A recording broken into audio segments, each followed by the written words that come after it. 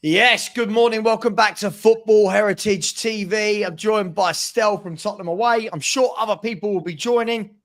And Stel, we've got a lot to talk about to pack into the next hour or so. A 3-1 win at home to Bodo. We'll be looking back. Was it enough? Did we do enough? Were they there for the taking? Also, loads of reports the last 24, 48 hours that Paratici has signed a deal to come back to Tottenham. That report is growing and growing and growing. We've got a lot to get into, but still, I thought we'd win 3-1 at home. We did. I'm not going to claim myself a Nostradamus just yet. Just quickly, before we get to it, before we get into the actual game, did we do enough? Have we done enough to say we're comfortably in the final? No, we haven't. No. This is, we had the chat on Wednesday, what we thought, and we both thought, we should comfortably win this 4-5-0. We should really put this to bed. And it was kind of looking that way, but like I mentioned on Wednesday, and I mentioned it on most channels I went on, but Bodo have just got this knack of staying in the tie. They did it with Lazio. They did it the tie before. And they just find a way just to somehow keep the tie alive. And then they fully depend on their home leg. And the home leg is where they do their damage. So that last late goal from them, I know it's a problem. One, because we spoke about it before. Two, their fans went ballistic, and this was the real telling point, Savva. That was one of the best atmospheres I've been to at White Hart Lane. It was sensational. Last night the atmosphere was electric, wonderful. Well done to all the Spurs fans and the club. What? That's how it should be every week, in an ideal world. Yeah. Put the Arsenal efforts to shame. We were superb. That Bodo goal, the atmosphere just went flat. It literally killed the atmosphere. So if there's nothing to worry about, and if it's all rosy and, we're all right, why did the atmosphere die? And then outside the stadium, it was just, the vibe was just non-existent, Savva. After the game, there weren't celebrations or cheers or come on. There was nothing, Sat. It was literally like we'd been shell-shocked. But why? We still got a 2-goal lead. That's because I think fans deep down know shit. And that's how it felt outside. And a bunch of Bodo fans, there was Bodo fans everywhere. And as I was walking to the car, I said to my mates, listen, let me get a quick video with these guys. I want to know what they think. I know what I think. And chatting to them, this is what they think. The video's on my channel as well if anyone wants to see the interview I did with them. By the way, they're all 6'4" Vikings. These people are massive. They were saying things like, we're really good at home. The players we're missing will be a massive difference for us when they come back, not a slight difference. We think we're going to beat you. One or two of them in the chat, I was sitting in the conversation I had with them, said to me, it's now a 50-50 game. I said, but how's it 50-50? We're 2-1 up, 3-1 up. They said, but at our ground, it's going to be very different for you. They're confident. They believe they can do it. Now, they're saying it. I'm looking at the atmosphere after the game. There was a bit of nervousness now that has crept in. Listen, Spurs have not done enough. I think that game now, whoever scores first, if we go 1-0 up, I think we're through. If they get the first goal, honestly, Savva, I think we're going out. Well, it's a strange one, isn't it? Because I think a lot of us talked about this before the game. Like, I don't think anyone was really in doubt that we would win the game, but it was always going to be about what is that margin. And I think the disappointing thing for me is it wasn't that it was a disappointing performance. I think the disappointing overall aspect for me is this was a team that aren't good on the road, as we talked about, that did have all their best players missing, and they were definitely there for the taking. And it just felt that at 1-0 so early, then 2-0 after, I mean, I don't know the exact minutes. Was it 22 minutes, 23 minutes, whatever it was, where Maddison 35. scored? 35. 35 minutes. And I'm sitting there thinking, come on, this should be 4 or 5 now. We should be putting our feet up. Everyone can book their tickets to Bilbao. And I don't know, it just felt again that the changes he made at halftime really, for me, didn't work. For me, again, we'll talk about Tell a bit later. The changes for me at halftime, I'm guessing that Richarlison was injured because whilst, and hear me out still, I heard what you said last night about Richie. Whilst I do not think Richarlison is a technical footballer at all, what I do think he did is I thought he gave them problems because he's a nuisance. He was powerful. He was winning everything in the air. He was trying to power his way down that left-hand side, not very successfully with the dribbling because that's not his game. I just thought that when Hell came on at half-time, we completely lost that on the left-hand side. And then for me, the big moment still, and I've said this all along, for anyone that will listen to me, James Maddison is the best footballer at this football club by a mile. And when James Maddison came off, I just felt that everything went bleh going forward. I thought we had absolute I agree. I agree back. And Kulu for me is not James Maddison. Kulu for me is nowhere near the footballer Maddison is. And I thought it went to pot. I've said a lot there, but is that the worry still that we were in such a commanding position at half time that you're thinking, go on, get the third, fourth, fifth, and we just didn't? Well, see, there's two things I noticed during the game. One was that you've got this cracking atmosphere. The fans are fired up. We really want it. Everything's in our favour. Home advantage, good atmosphere, packed out stadium, our pitch, our turf. They're missing key players. They've got everything has aligned for Spurs to go and batter them. And what do? Great. You go 1-0 up in a minute. My God, the floodgate should have opened. And I was saying it last night. 1-0 up at home in that atmosphere, we should have put our feet on their throats and choked them. We should have thrown the kitchen sink at them. Mate, when you smell blood, you got to strike. Strike whilst the iron's hot. And we should have literally, the intensity should have gone up. The energy should have gone up. The speed of play should have gone up. And what did we do? It was very slow. It was very measured. It was very calculated. And I thought, hold on a minute, guys, we're not playing Frankfurt. We're not playing Galatasaray. I get taking a more cautious approach. This Bodo team are on their knees. This isn't the same caliber of team with all these injuries at our ground. Go for it, man. And we didn't do it. We were very. Romero got on the ball and he's slow it down. At one point, he was on the ball and he looked at his players. He went, calm. I'm like, mate, will you up your game? The ball goes out wide and you're thinking, send it up the line. And the wing backs would travel, turn, come back. I'm like, what are you doing? What is this? And as much as Spurs were good on the night, we weren't as good as people think. And this leads on to my second point. I don't know what you lot think. I thought Bodo were very comfortable on the ball. And I was really surprised because I don't know much about this team.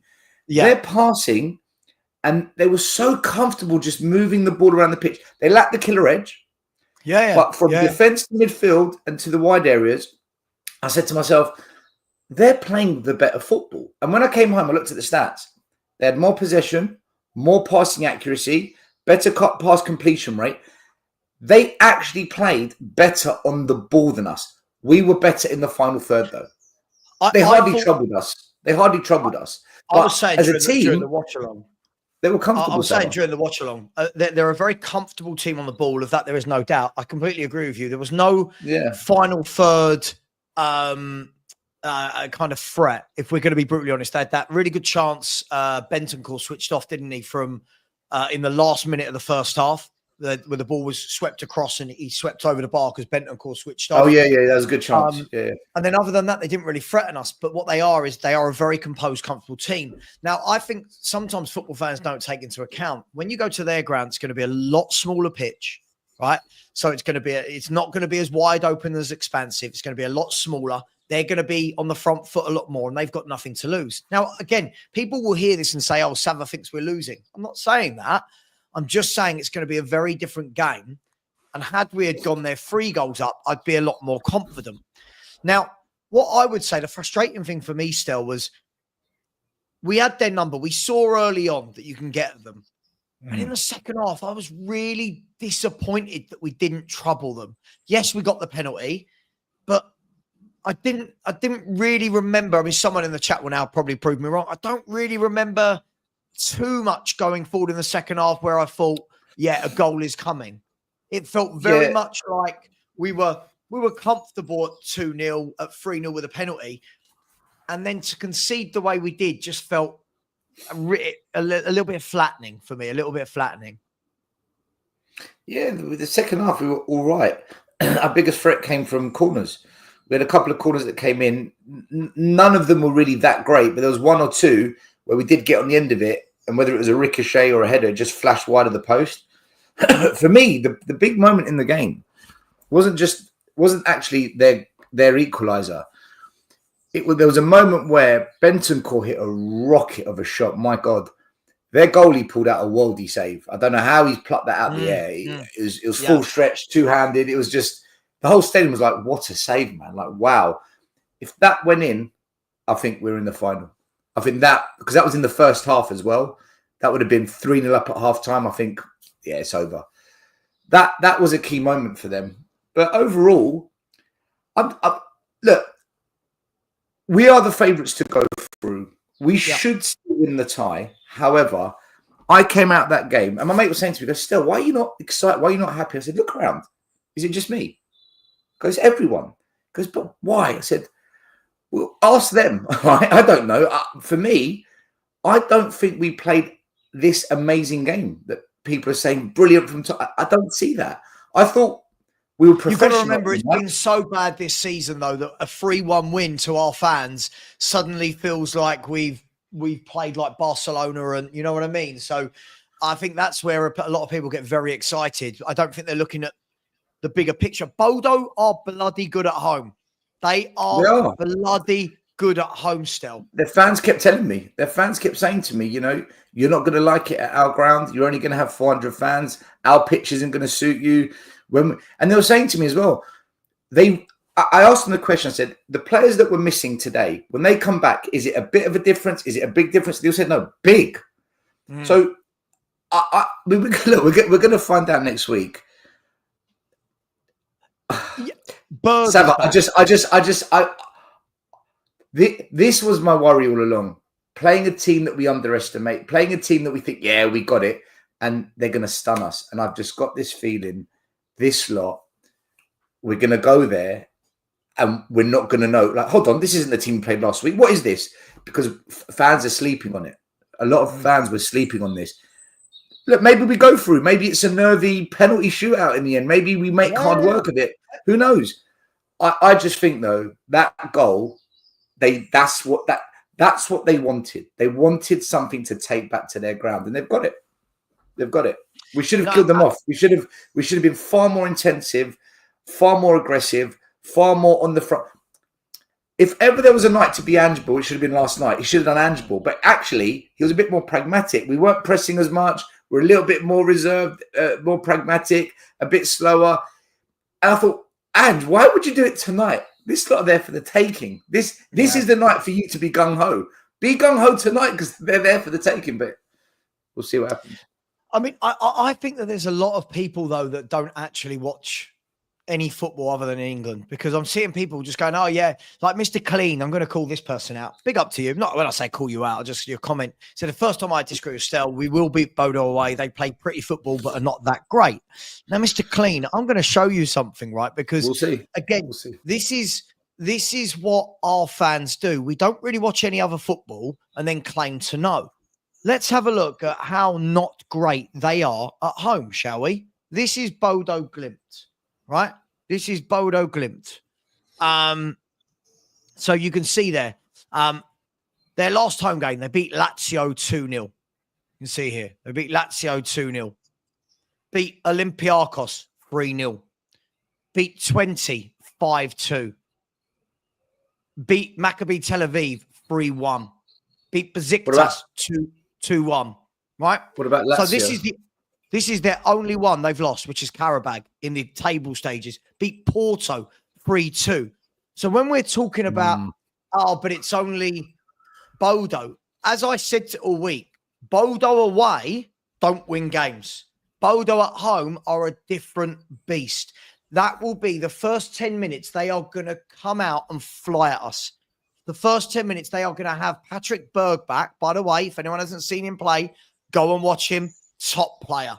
He will dictate for them. And I think this is the, I'm not saying we can't win still. I think we're the favourites.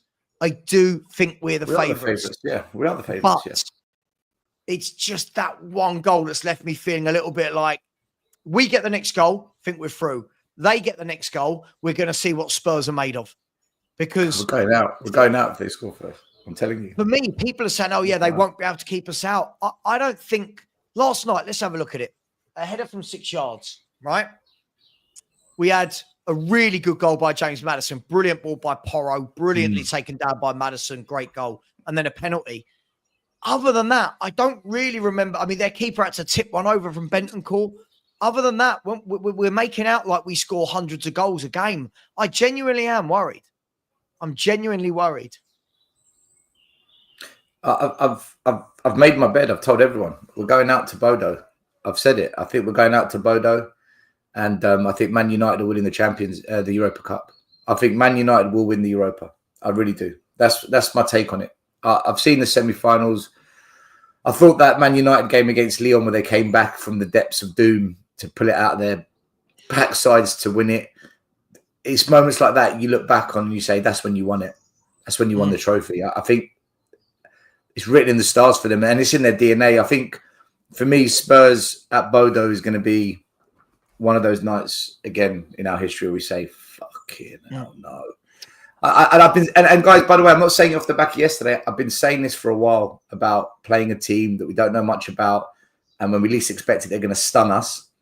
And I said all week, if Bodo stay in the tie, I don't fancy us. I'm just sticking to what I've said all along. And I want to be wrong, man, because last night we were talking about plans for Bilbao. I will go to Bilbao if we get to that final. There's no doubt, 100%. I was there last night cheering them on.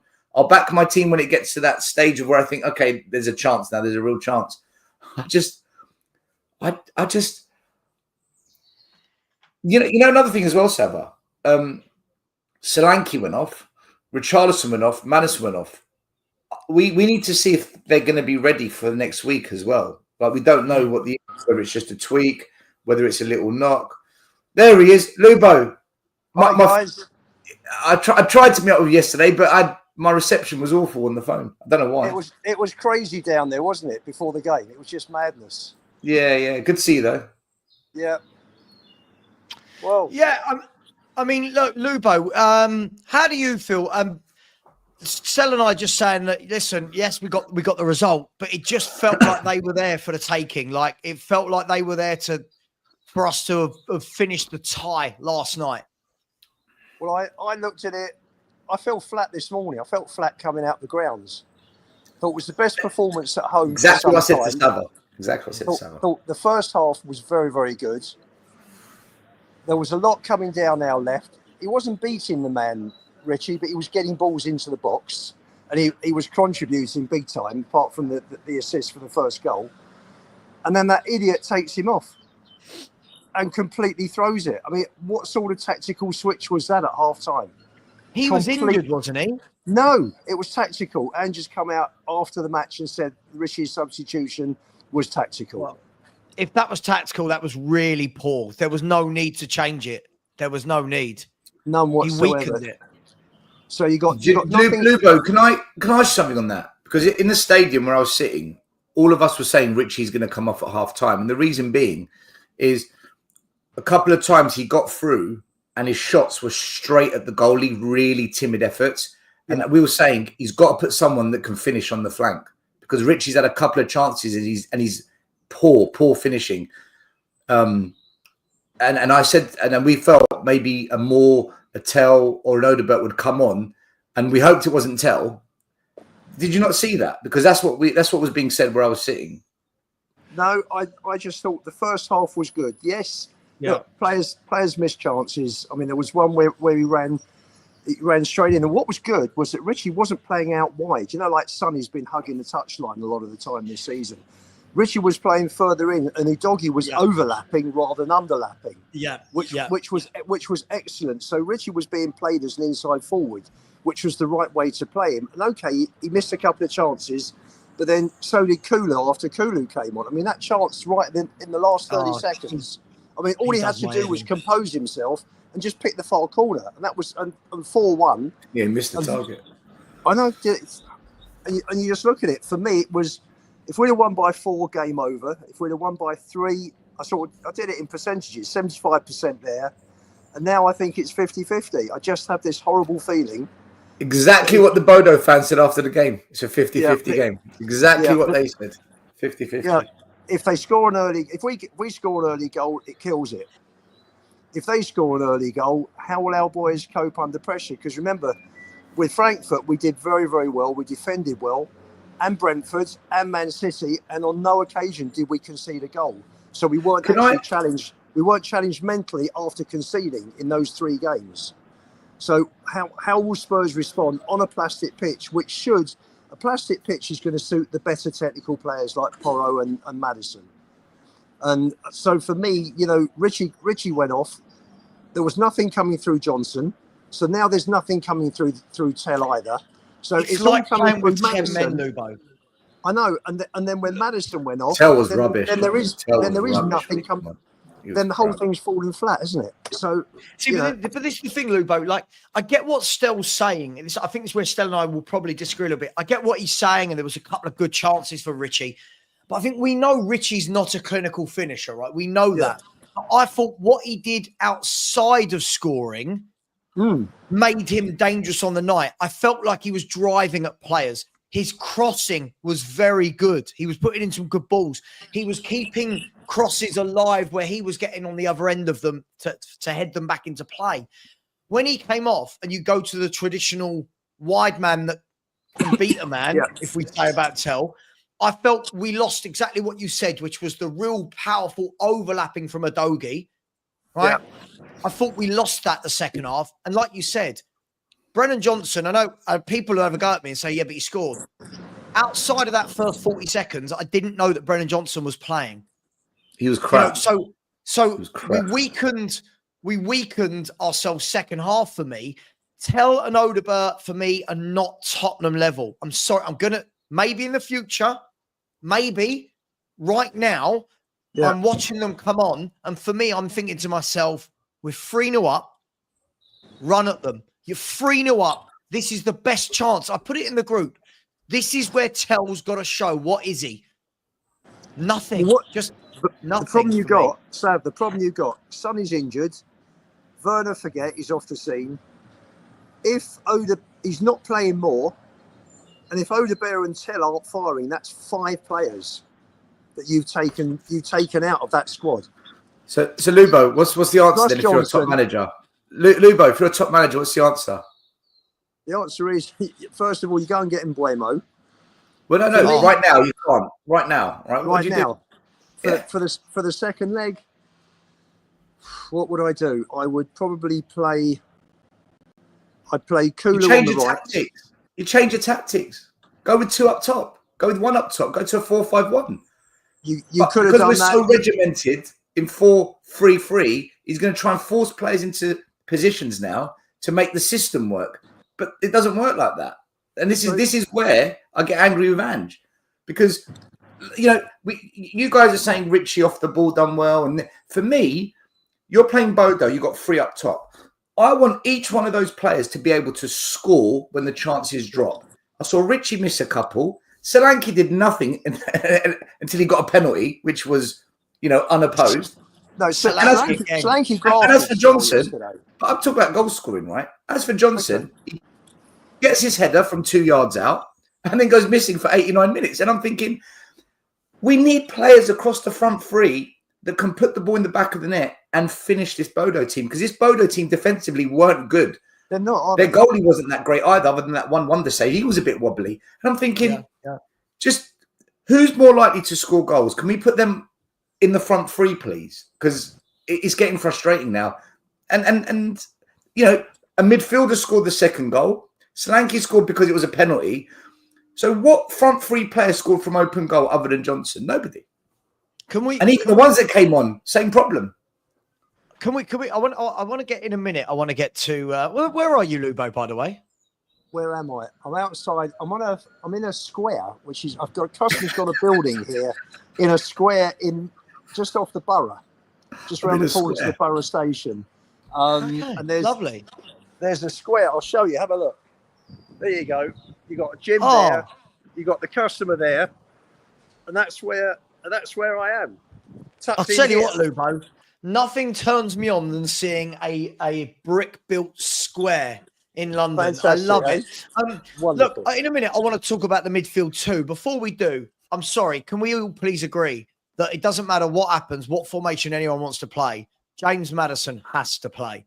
Yes. No, of course. I said to Stel just now, I truly believe when James Maddison is not on the pitch, Spurs don't know how to attack. We genuinely don't know how to go forward without Maddison on the pitch. And he's taken a lot of shit this year. But the moment he came off, I thought, again, we just looked powder puff. No one to link up the play. Just my opinion. But what do you think, Lubo? We only have 3 number 10s in the club. Well, one of them's on loan, Mr. Donnelly. One of them's too young, Mikey Moore, and the other one's Maddison. And that's it. Those are the 3 players I can think of who are 10s. You've got to play Maddison. Maddison controlled it yesterday. Shame he missed that chance. I mean, what a ball from Romero that was. That put Maddison in when he put it over the bar. Phenomenal. Yes.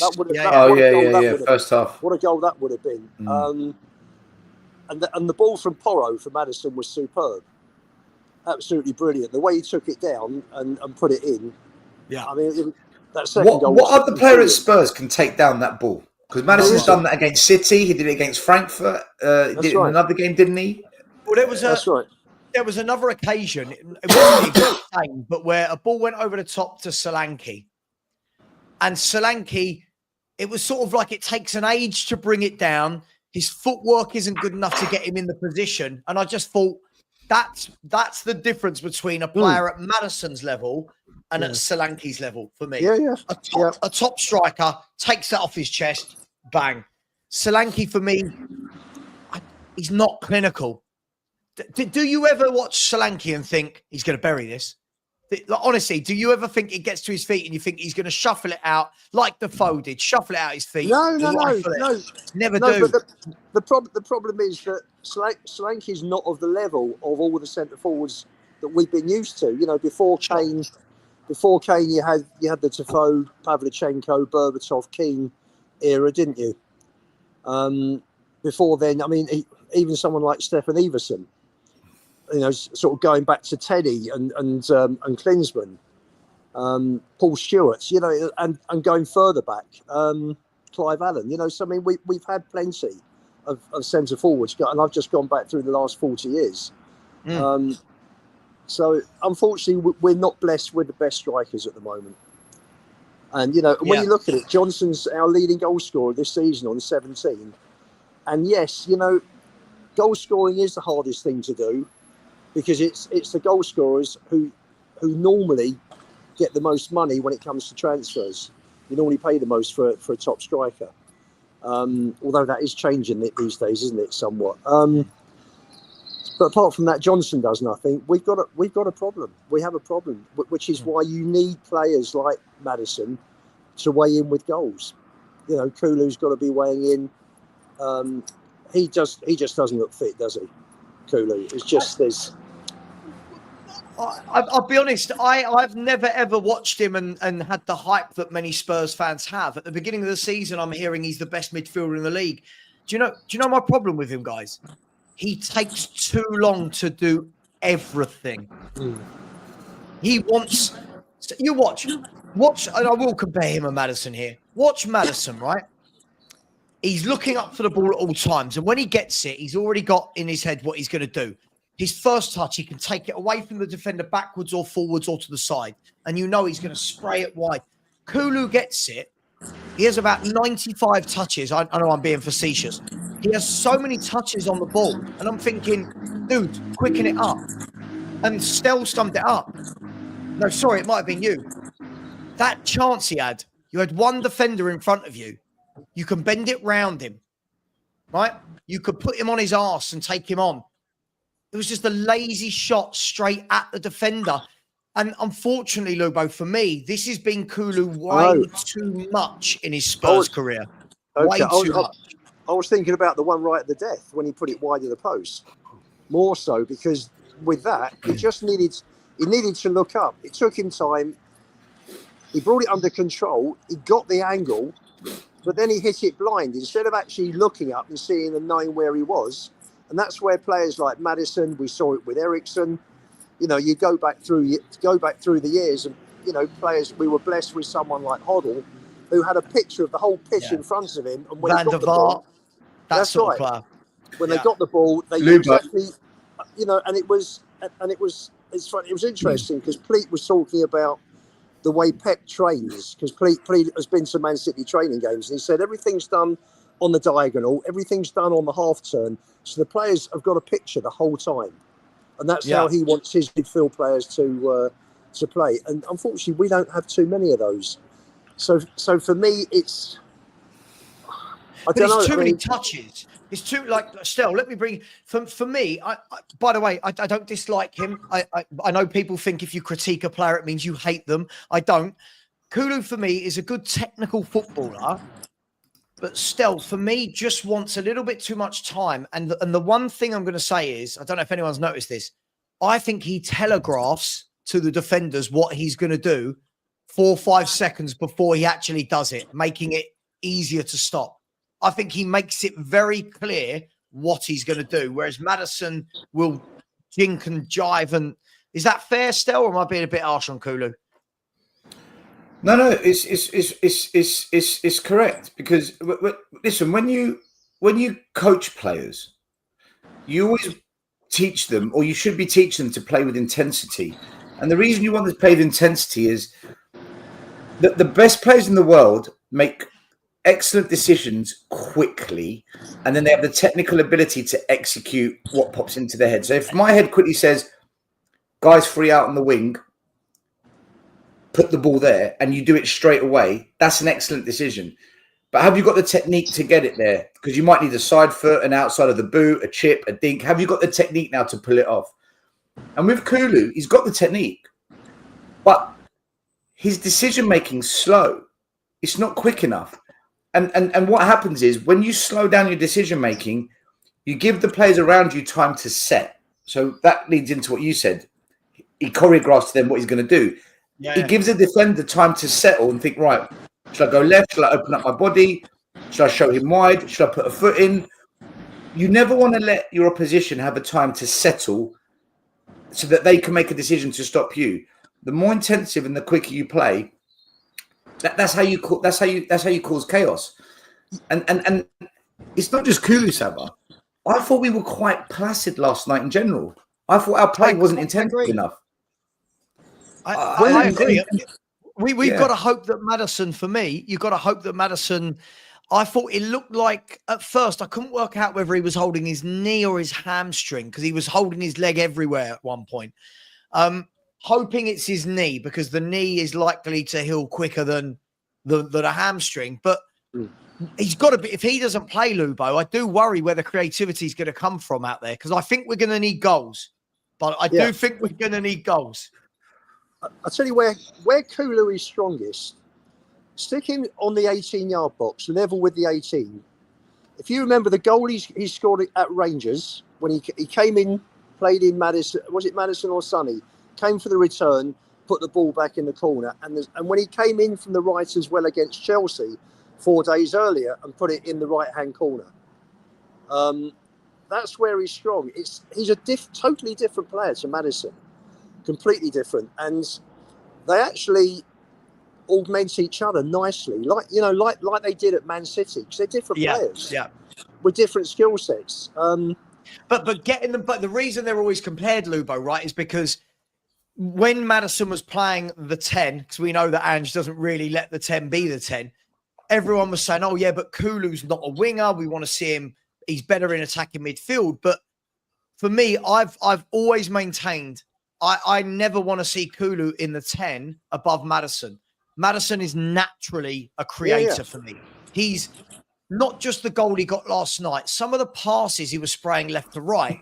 I want that to link in, guys, to last night we didn't play a 4-3-3.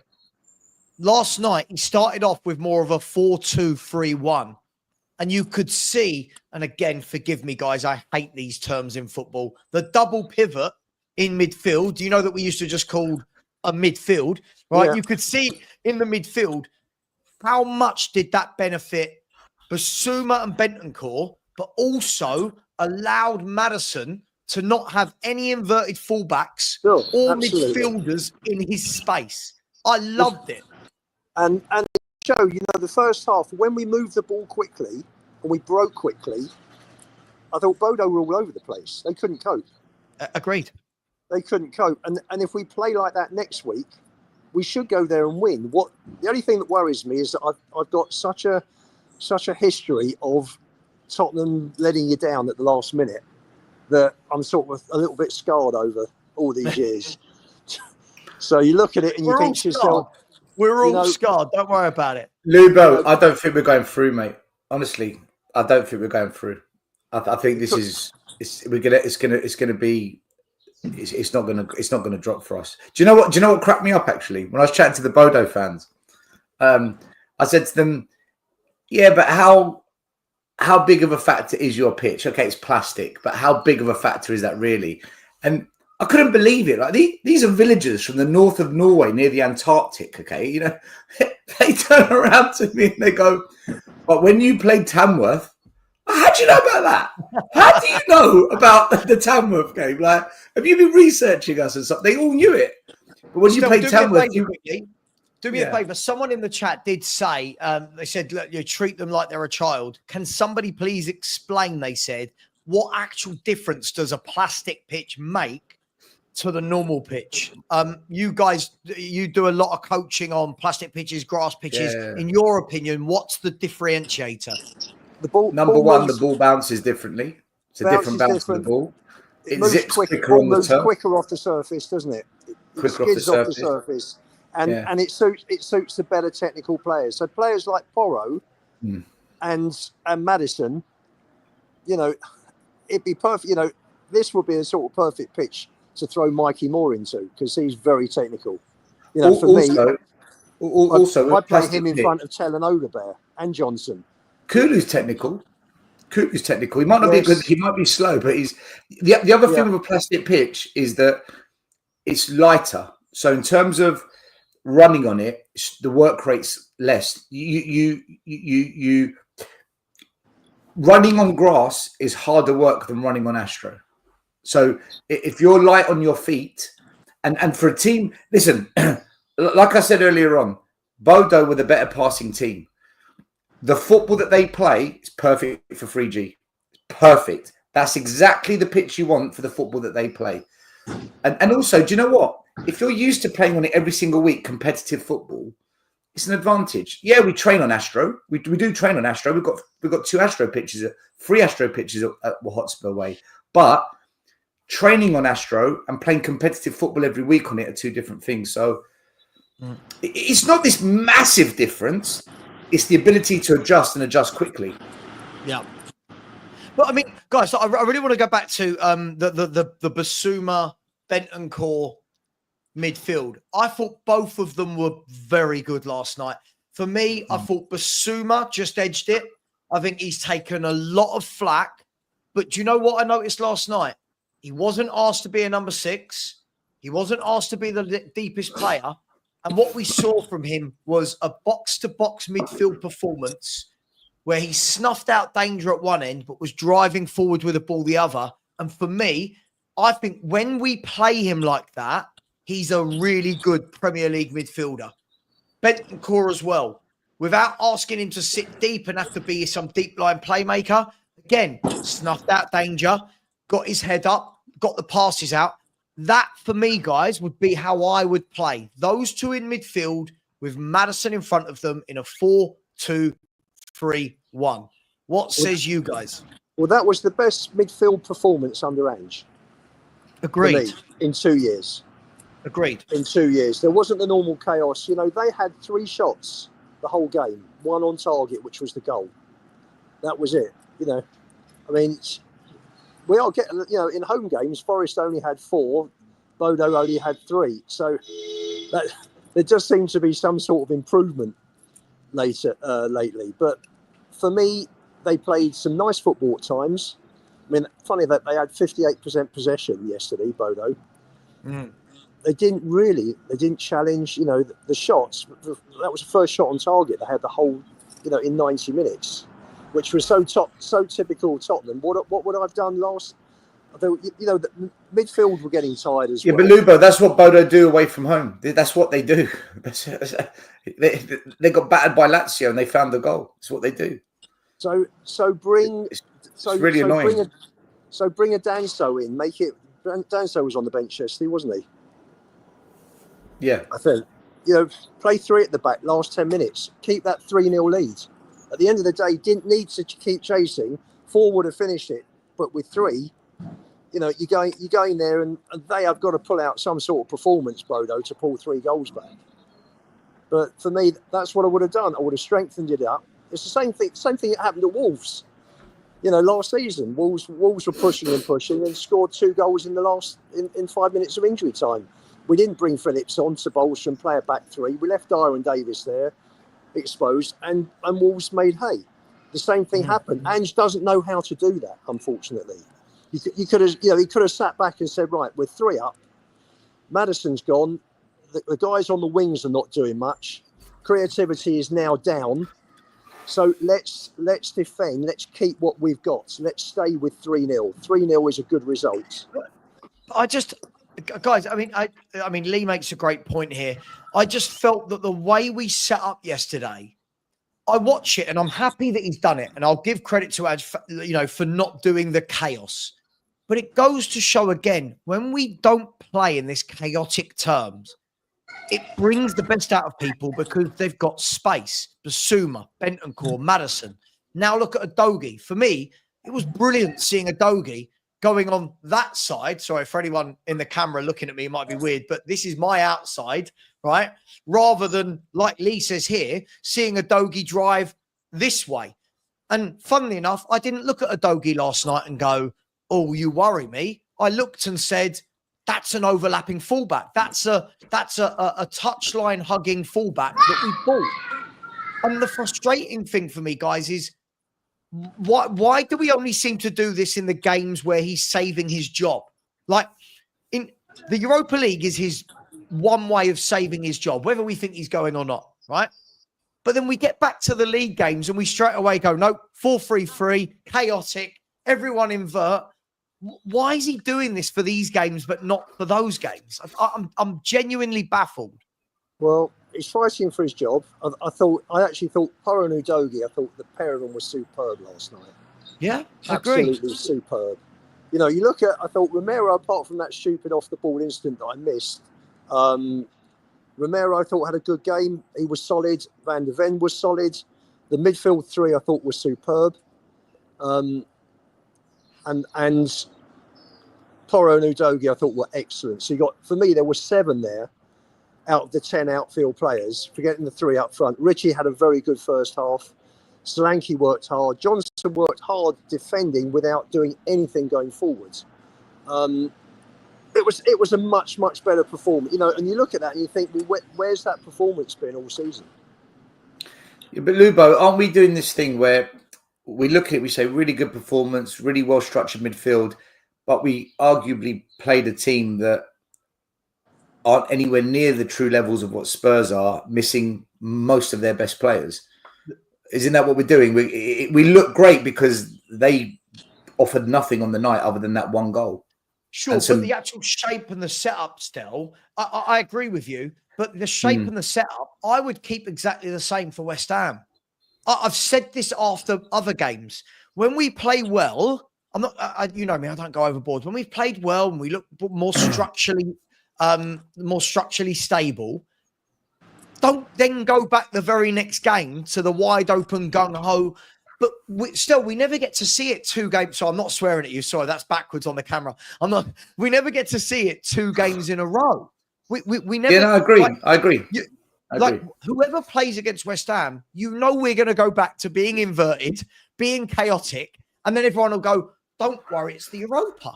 But if you can see we set up like that, like Frankfurt, like Brentford, like Man City, then why has he not done that in the Premier League for 2 years? That's all. I can't get it. Can't work it out.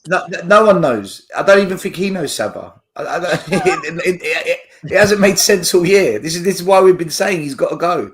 You know, and it will change against West Ham because he's going to change half the squad. He now knows the tie's not over. He knows it's not over. And this manager's already knocked him out once when he was the Celtic manager. He's going to have to rest all our top players. You can't risk an injury or a suspension or anything in this West Ham game. And look, West Ham away, it's going to be fiery.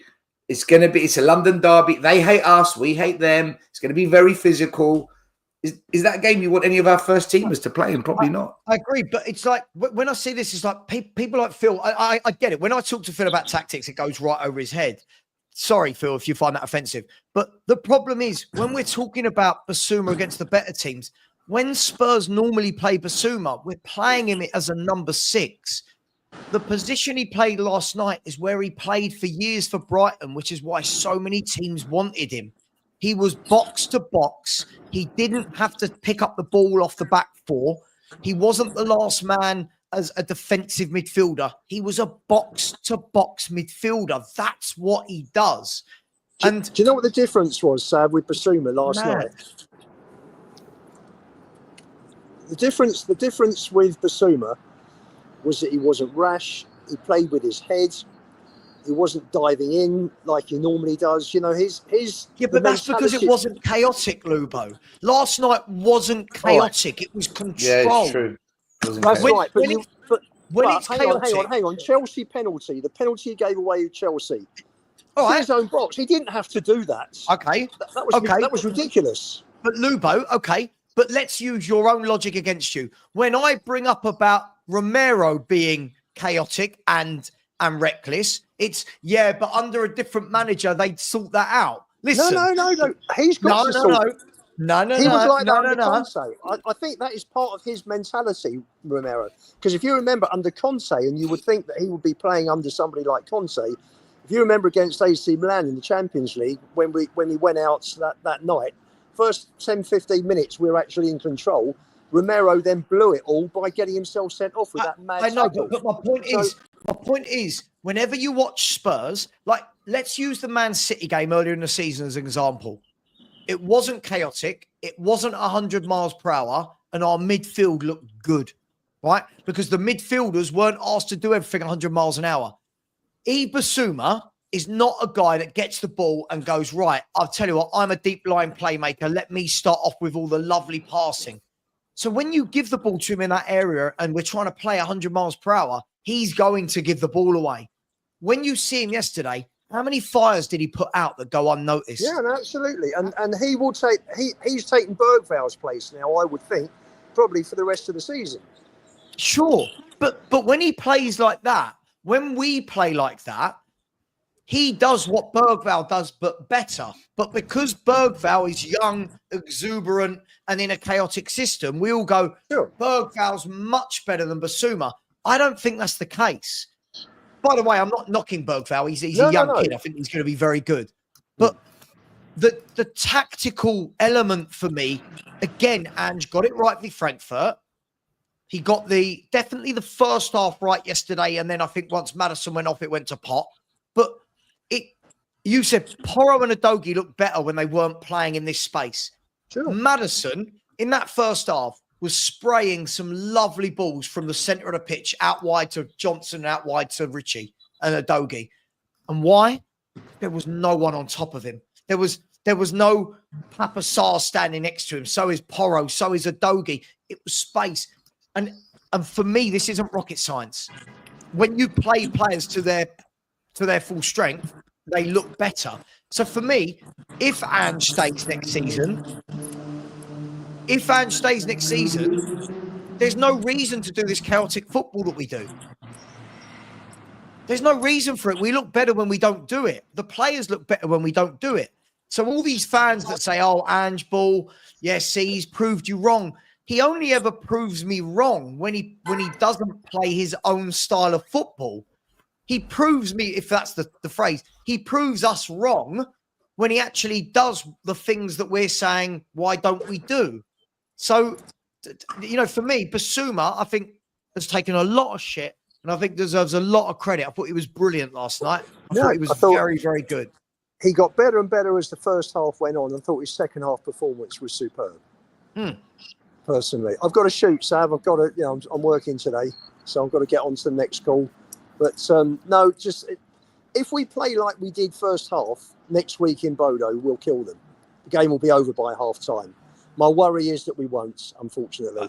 I agree. I agree, because the first, I know you've got to go, Lubo, but in the first 5 minutes next week, they're going to come out and they've got, no one's expecting Bodo to do anything in a in a European tournament. They've got nothing to lose. Their mindset is going to be, you're in our garden.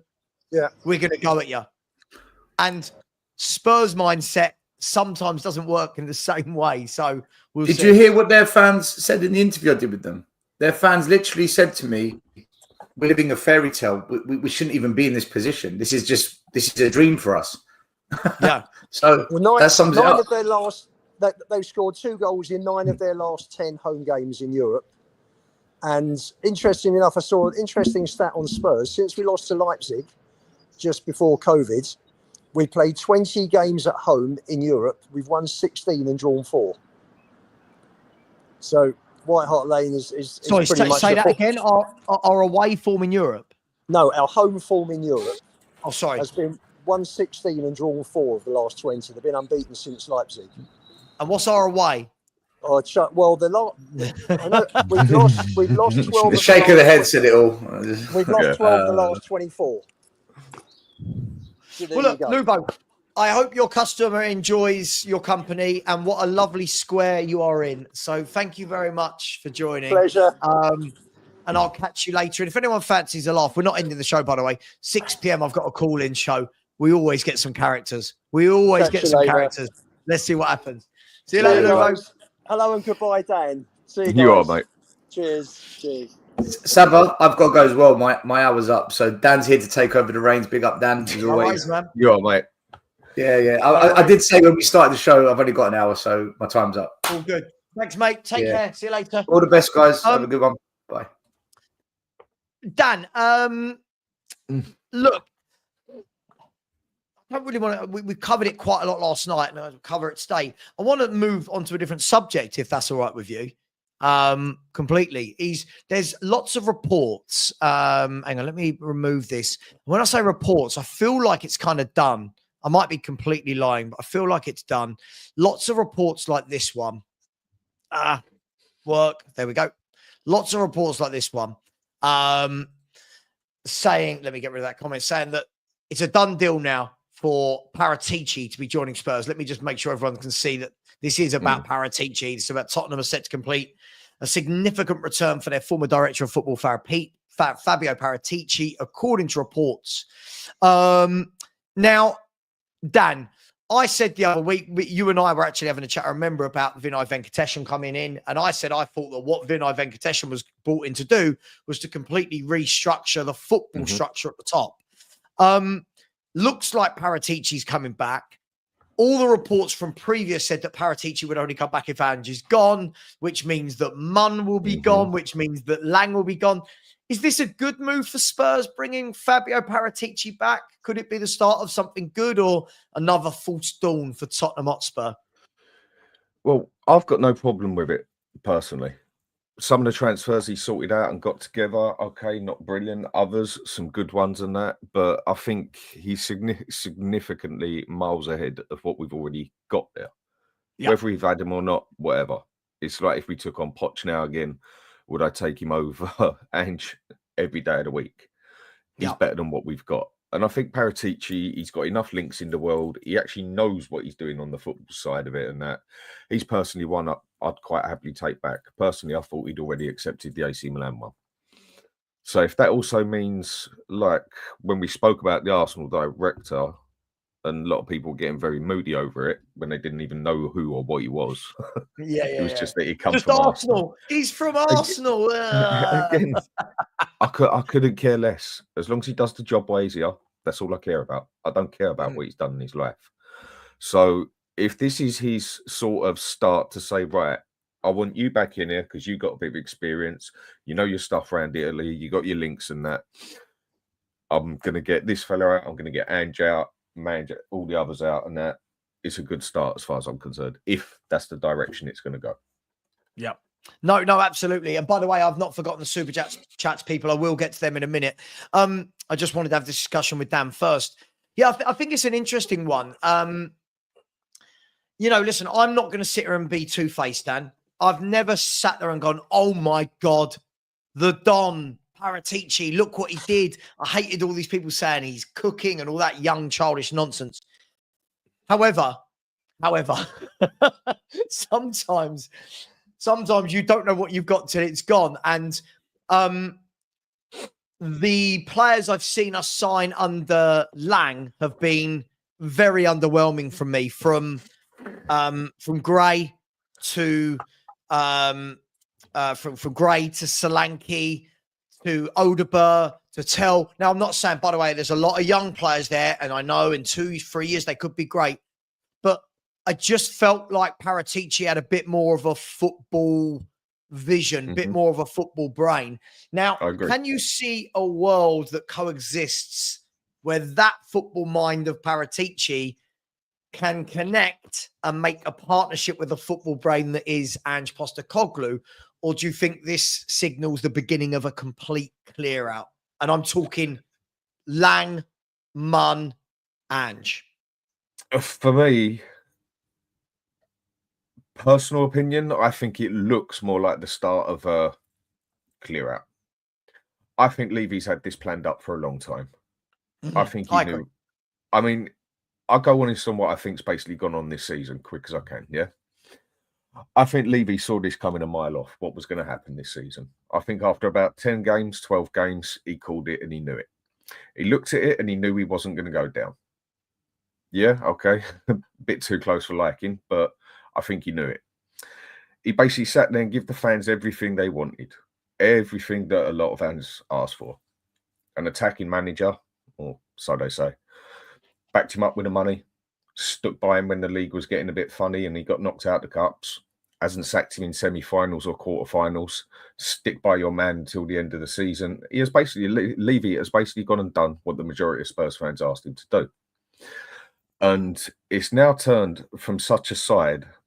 I think he's waited now till the very end, because if we go back even 2 months, I think it was still very much on the fence on whether Ange stays or goes with people. Yes, you had us lot who wanted him out for a long time, but there was still a high majority that wanted Ange in at all costs. And if he'd have got rid of Ange then, all those Ange lovers would have turned on Levy. And then all of a sudden the protest would have gone from 2,000 to 3,000, something like that. Yeah. I think he stood back and thought, all right, no, I'm just going to sit back and shut up here. This man's going to get enough rope to hang himself, and he basically has. So when it comes to the end of it all, you're going to have about, say, even the high majority of Spurs fans want Ange out now.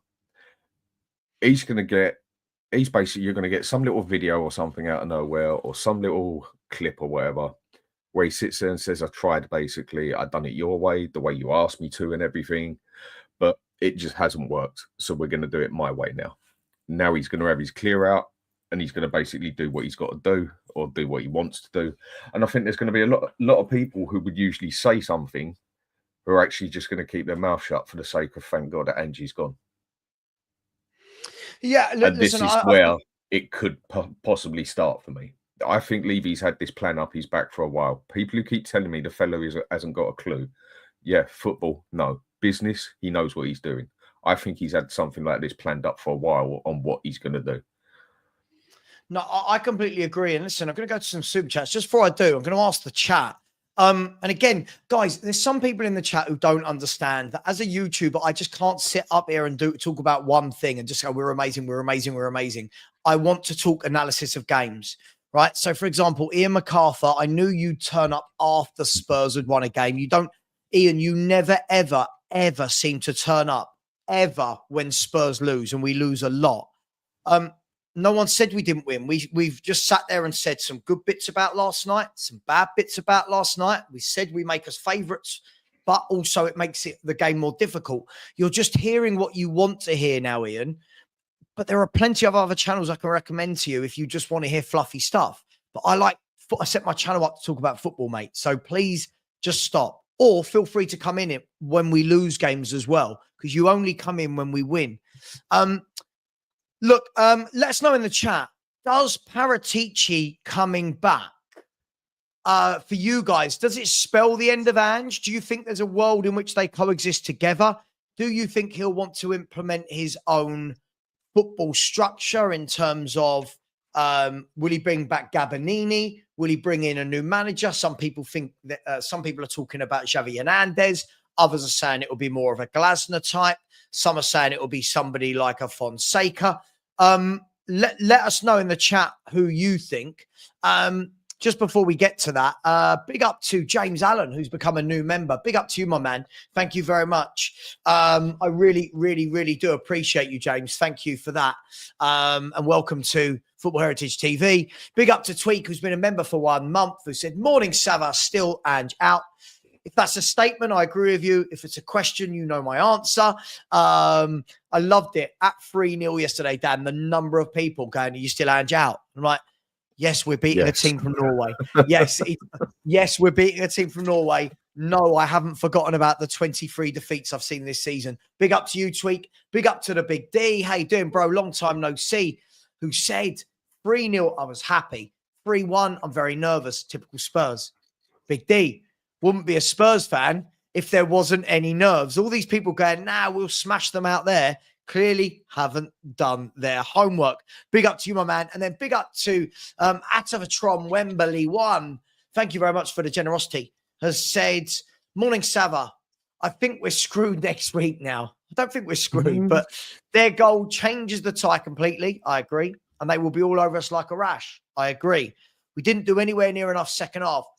Now, I completely agree with you on this. I don't think we're screwed. What I do think we've done, and I'll ask Dan about this a little bit later, I do think that what we've done is, I might be stealing Dan's term yesterday, I think we've just jarred the door open a little bit. You know, at night when the door's open, there's that little bit of light coming through. You know, those people who don't like the dark, that little bit of light that comes through. That's what Spurs have done. At 3-0, it was slammed shut. It was darkness. There was no way back. Now, there is a way back. I do agree with you. Don't think we did enough in the second half at all. For me, they were there for the taking. It's why I said I was really disappointed with Tell, really disappointed with Odeber, really disappointed with Johnson, really disappointed with Solanke before he went off. They didn't do enough for me to try and get shots off, to get into the box. I thought it was quite poor. But big up to you. Thank you very much. And Tom, member for 11 months. Lovely to meet you the other week at Orient as well, by the way, my man. Said, I think it's going to be Thomas Frank. Dude, we'll talk about this in a bit. I would take Thomas Frank all day. I think he's done a wonderful job. He gets mocked. I get told his football's boring. Another 2-0 win away yesterday at Nottingham Forest. This is a good football manager. Dan, I've talked a lot there, so let me come to you. Go on, go for it, mate. With some, I just wanted to get on a point you just said there. Do you know what? Funny enough, like, while I was at a wake yesterday, I was having a chat with a Tottenham fella, sort of thing. Hopefully going to come on the channel and that. He's got a lot to say. And we were sort of talking about this thing. And I said to him, so who would you have as the next manager? And I said, I personally wouldn't argue with Iriola, Thomas Frank. Yes, I'd love us to go out and try and get Nagelman again, whatever. And straight away, as soon as Thomas Frank was said, no, don't wait. His football's too boring. Like, I don't like it. Well, I think now we go back to that stage again. Well, hang on a minute. We was all slating, loads were slating Conte because his football's too boring. Then all of a sudden, Angie's football's the best thing out there. And then people have slowly started to wake up and smell the coffee, some quicker than others, that it's just not, it's not going to work. His tactics aren't good enough. And then Spurs supporters saying, right, we just want to win now. We're finishing 16th, 17th in the league, possibly can win a cup. Still a disaster of a season. We just want to win now. And then you're going to get, if Thomas Frank comes in, Spurs supporters saying, oh yeah, but I don't really want him. His football is boring. I couldn't give a shit. Sorry. If his football wins, I don't care, basically. That is at the stage I'm in. I really don't care. I just want to see Spurs start winning games, looking like a team. So what do people really want here? So if Frank is good enough to be a manager and good enough to do A, B, C, D, whatever, but you just don't like his style or whatever. So what do? Just hang about and look about and go and try and get another Ange who just kicks the ball forward and tries to keep it the Spursy way of playing football? I really don't know what people want. No, I agree with you. Look, I mean, if we're talking about Thomas Frank, but by the way, every time I talk about a manager, it doesn't mean they're my one and only choice to join Tottenham. It's just a manager I'm talking about. I watched the job that this man's done with absolutely minimal tools. He's had minimal tools at his disposal for years and years and years. In the last few years alone, you can think that he's lost his top goal scorer, Ollie Watkins. Then he's lost his top goal scorer, Ivan Toney. You know, they find a way. They replace them. They find different ways to play. He brings in players that no one's heard of from Denmark and from Norway and from Sweden. They look like a well-drilled, well-oiled team. And yet still we got fans that look down and go, oh, look at him. We've got a manager that spends 400 million, loses 19 league games, and we still want to back that. So for me, I don't think you can have one without the other. I mean, if we look at Brentford, I mean, Brentford are currently sitting on 49 points, 2 points off of European football, which is 8th place. They've got the best away record, I believe, in the Premier League for 2025. So again, showing that they're very difficult to beat on their travels, showing that the manager can be adaptable. He's got the best out of people like, I mean, look at Vissa and Mbeumo, right? One has got 18 league goals. One has got 17. 18. Can you imagine Spurs right now having two players on 18 and 17 league goals? Right. So for me, I think there's good managers like that. And I think that's the sort of manager that Paratici could sit down with and say, these are the players we're looking at. What do you think? And Frank, well, yeah, I can work with that. I can coach him. I can make it better. I'd take him. I'd take him if offered. I wouldn't have any grumbles about it. Quite happily. And okay, people might not like his overall style the most, but I think he could be, when I say perfect isn't the right word, but I could see him definitely being an ideal fit for what we need at Tottenham here and now, and that is organisation. And that's one thing the man's got. Whether his football's pretty, whether it's not pretty, whether it's this, whether it's that, like I said, I couldn't care less. He's organised. You can see that. Every time his team plays, there's always coordination there. They always know their place. They always know what they're doing. Yes, of course, they don't win everything. Look at the bloody team. But I think he's got more than enough capability to get us fighting for a top 8 next season. Because other clubs are going to improve as well and everything else. Either way, I think he will do a tenfold better job than Edge. So I would quite happily take him on for a couple of years and see how it goes from there. Whatever manager we do take on next, I think we are going to have to back him through thick and thin for quite a while, because I think he's got quite a heavy job on his hands, because I think there's going to be quite a few players there that don't want to be there because of this season and the way they've been managed by Ange and everything else. I think there's going to be a lot of mentality to fix in that team. And I think you're going to need a very stable, down-to-earth manager to do it. And I think he's the type that can, because there is a hell of a lot of fixing that's got to be done in that team now. I mean, I'm one to say that team should be top 7, yeah?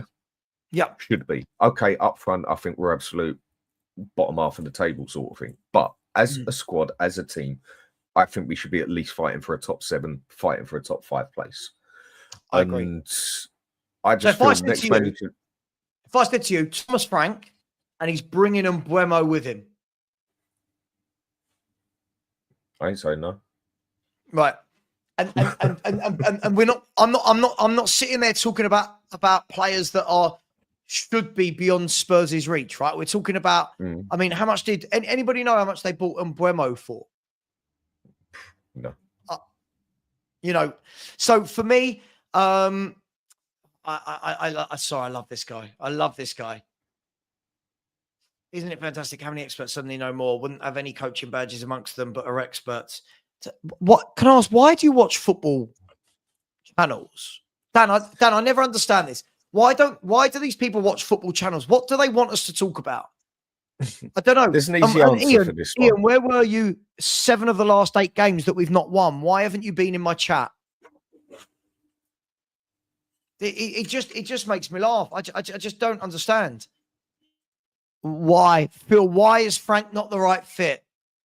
Bearing in mind you think that Tell's a good player. Why is Frank not the right fit? Sorry, Dan. With what you just said there, if you can just bring the comment back up a second, please. Yeah. Right. Isn't it fantastic how experts suddenly know more? Wouldn't have coaching badges amongst them if they were experts. Okay, fine, yeah. So if I'm not an expert, I've got a level 2 coaching badge, yeah, many years ago, done at West Ham, and I know there's quite a few other people on here who have that, yeah, but nothing to brag off about it. I'm not a Premier League manager, and I'm only a coach supporter, basically. And what would I know? So where I'm not a Premier League manager and I only sit on here and talk about it, or sit on the couch and talk about it and that, I very much doubt this man is a Premier League manager either. So if my opinion is pretty much irrelevant, then so is his. I completely agree. I completely agree. But what I don't understand is, why do people watch football YouTube channels but don't want to listen to conversations about football? I don't know.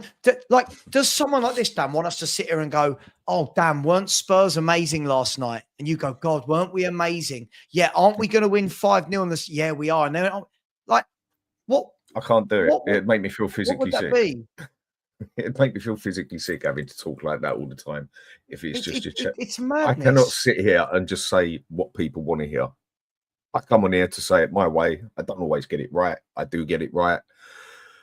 I come on here to say it my way, the way I see it. And that is how I would expect anyone else to see it. But some people just want to play ignorance is bliss, or they just can't handle the truth. Yeah, a lot of it is opinionated at the end of the day. A lot of it is opinions, and opinions are opinions. But then when the facts come down, like we've had a season where we've lost over 23 games during the season, and we're even struggling to finish off teams like Bodo when they had 4 players missing. That's telling me something's not right. But if the other player wants to have all the faith, if the other fella wants the faith, go for gold, mate. Enjoy what you're getting. 19 defeats in the league. How are we doing? Bit stressed out from the game last night in the aspect of we let that bloody goal in. Yeah, we did. We're never going to make it easy for ourselves, but I'm thinking it's going to be all right, you know? It should be. But I think we've just opened that door for them just that little bit and given them that chance. I think at 3-0, job was done and dusted. And it was just the way we'd done it. So complacent, so Spursy. I don't even blame the manager for the fact that that goal went in. That was just down to the players getting complacent for me.